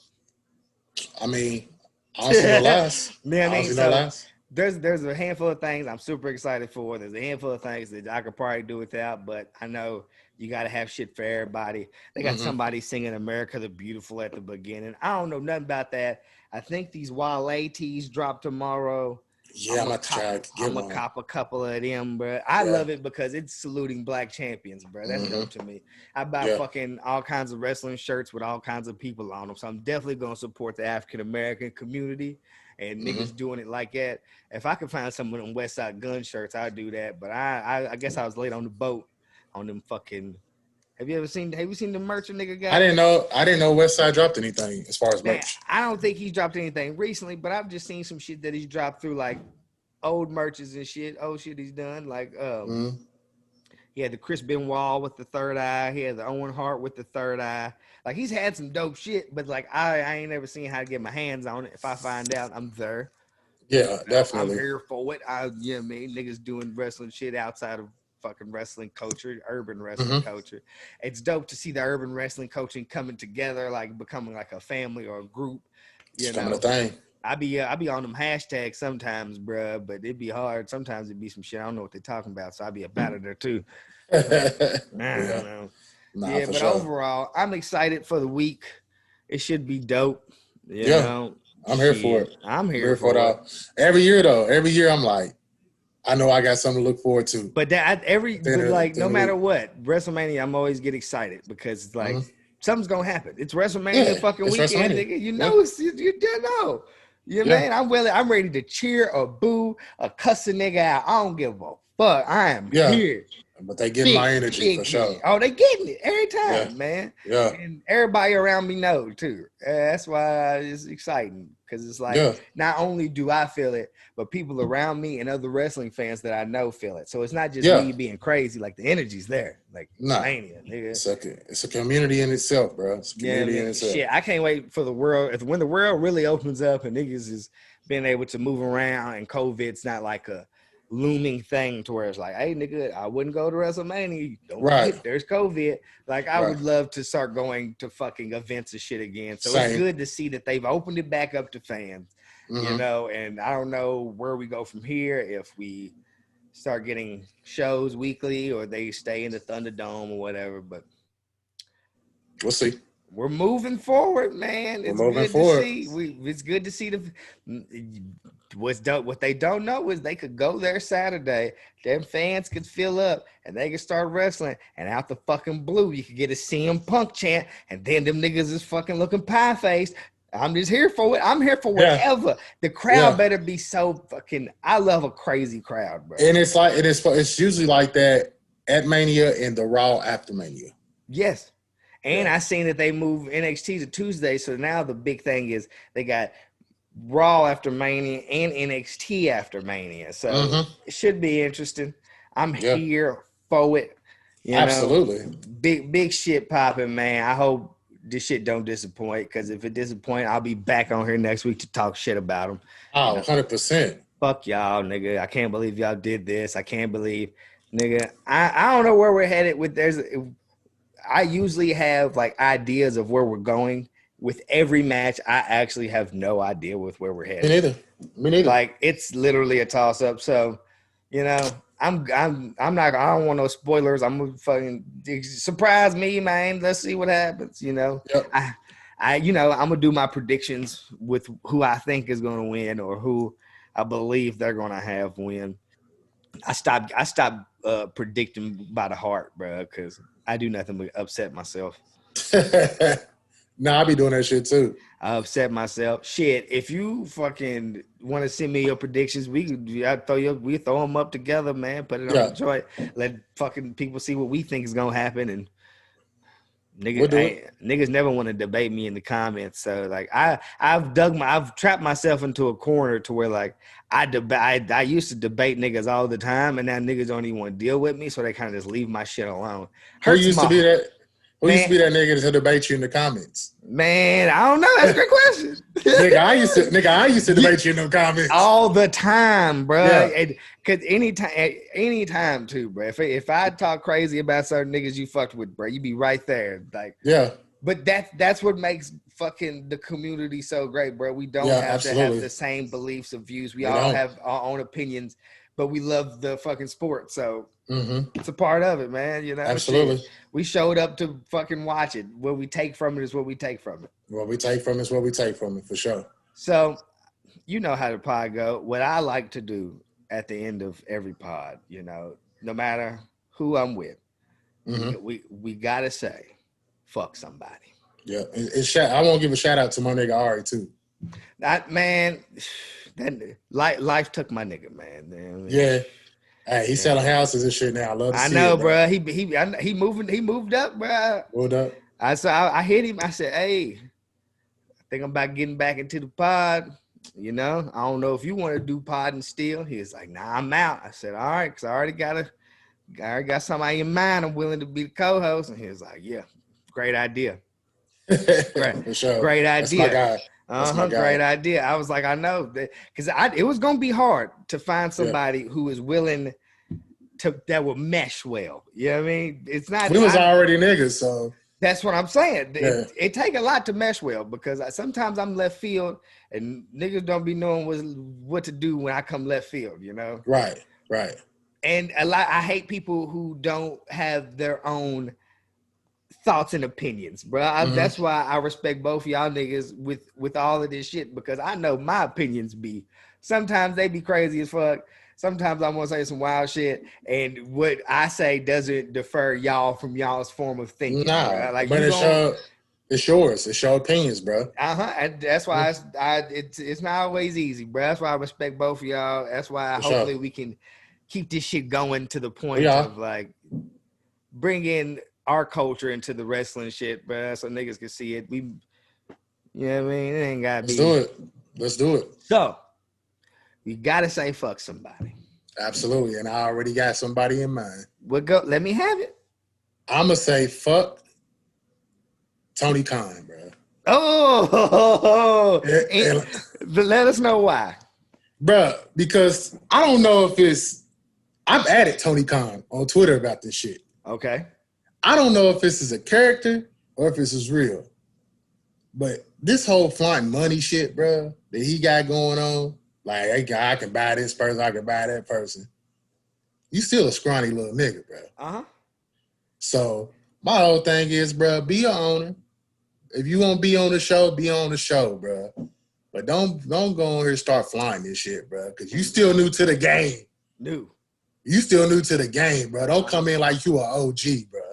So that's my fuck you for the week for sure. I feel it. I feel it because I don't know if he's doing him or he's trying to mimic Vince McMahon. Yeah. It's like, I can see it. Is it you? Is it your character? Are you portraying a character to be on the show? Like, what is it? Like, tell me what it is because I can't call it, and I don't care about your money, nigga. Nigga, fuck you. Nigga, if you can buy anybody, nigga, you should have bought better explosives for that dumbass match. That shit was awful. I know a chick that went, and she was at the pay-per-view, and I had spoke to her, and I said, how'd it feel? She said, leave me alone. I said, nah, how'd it feel? She was like, nah, fuck you, nigga. And I'm just like, nah, come on. Like, when the match was over and them explosive went on, how'd it feel? She said, I was pissed. And then she said, people were pissed. And I said, yeah, do you think Eddie acting like he was dead made it worse? She was like, I didn't make it better. And I was like, yeah. She said, and then what you didn't see when the camera went off is that Moxley tried to save it with a speech and apologize. But motherfuckers had went out to the parking lot and started like booing and going crazy. Like they were anti the end of the pay-per-view because that explosion or what we were sold was going to happen. Didn't happen. Shit looked like sparklers. So I definitely agree with you. Fuck them niggas because get it together. Like I'm on your side, but get it together, bro. Like, you know what I mean? It's kind of like... Bro, it's kind of like a kid. Like, I'm proud you wiped your butt, but you're going to have to wipe it a little bit better. Yeah, don't have no shit on your drawers. Because that's my point. Don't have no shit on your drawers, and that's what they be having. He flaunt that money. Like, bro, don't talk about money if you're not going to really flaunt it, bro, because more comes into play than being able to buy superstars, nigga. The Yankees could put anybody on the fucking team they want to, but if they don't win the fucking, what does it matter? Yeah. What's it matter? If you ain't winning shit, what's the matter? It's a fact. And for me, my fuck you is there's no surprise here, you know. Anybody probably could have seen this coming, but I'm gonna give a big fuck you to Hulk Hogan. Fuck that nigga. Fuck Hogan. I was just in Tampa last week, and I went to the Hogan beach shop because the people I wanted to stop by. So we stopped by the Hogan beach shop, and they was like, Hulk Hogan's on his way. He's coming. He's gonna sign autographs and shit, but we're going to have to ask everybody to leave. I said, huh? Make that make sense. It was like, yeah, so everybody has to leave because where Mania is coming up next week. He has a lot of interviews and podcasts he needs to do, and they can't have people in the shop while he's doing that. So everybody has to vacate the shop beforehand. And then after he does all of that, they will allow people to come in and get the autographs and shit. And I was like, y'all lucky because let me tell you what I was ready to do, give Hogan an earful. Yeah, walk out with that nigga statue, just the knees up. Y'all, they keep that motherfucker up front, bro. Yeah. So fuck Hulk Hogan, bro. I don't give a fuck if he's a resident of Tampa, resident of Clearwater, or wherever the fuck you niggas is doing WrestleMania. I don't give a fuck about none of that. I don't give a fuck about his lineage in the company. I don't give a fuck about none of that. Hogan's a nasty nigga. Fuck him. He ain't never really gave no official like, hey, I'm sorry about fucking using slanderous words of my actions towards shit. He's a nasty nigga. People say he's a nasty nigga. Fuck Hogan, nigga. Shit, I'm way too pro-black to fucking be cool with Hogan. And nigga, and Hogan be like, why niggas in the back don't fuck with me? Nigga, you know why niggas don't fuck with you. The shit you be saying. Like, I'm like, you can just see the shit Mark Henry be saying and shit like that. Like, they don't, nah, nigga, you ain't got what you got no more, bro. The little cred you had, you lost it when you was out here doing monkey shit, bro. He thought he can come out with the Jordan 3s and get the culture back. No, sir, nigga, not a chance. And that's why every time Hogan show up, he fuck up, nigga. He calling arenas the wrong shit. He just, no, sir, nigga. And fuck him.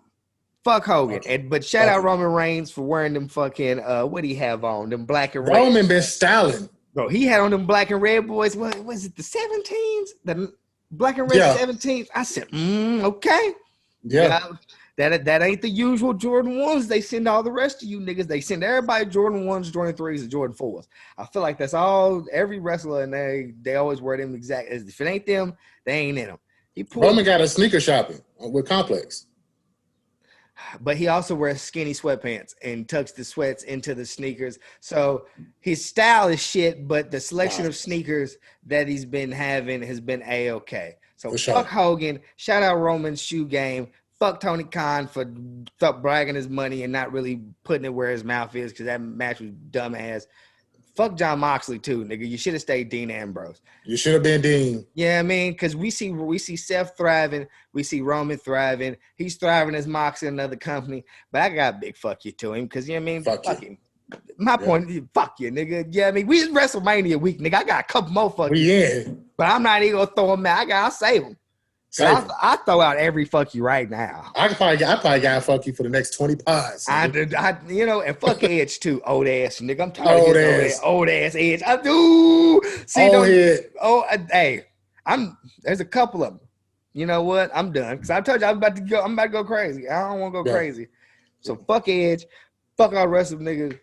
Weak ass nigga became the rated R stupid. That nigga, nigga, how you nigga? They made you dye your beard. How you turn heel, nigga? You can't even have the salt and pepper no more. Yeah, you old and pussy, nigga. You look like they just weaned you off the perks, nigga.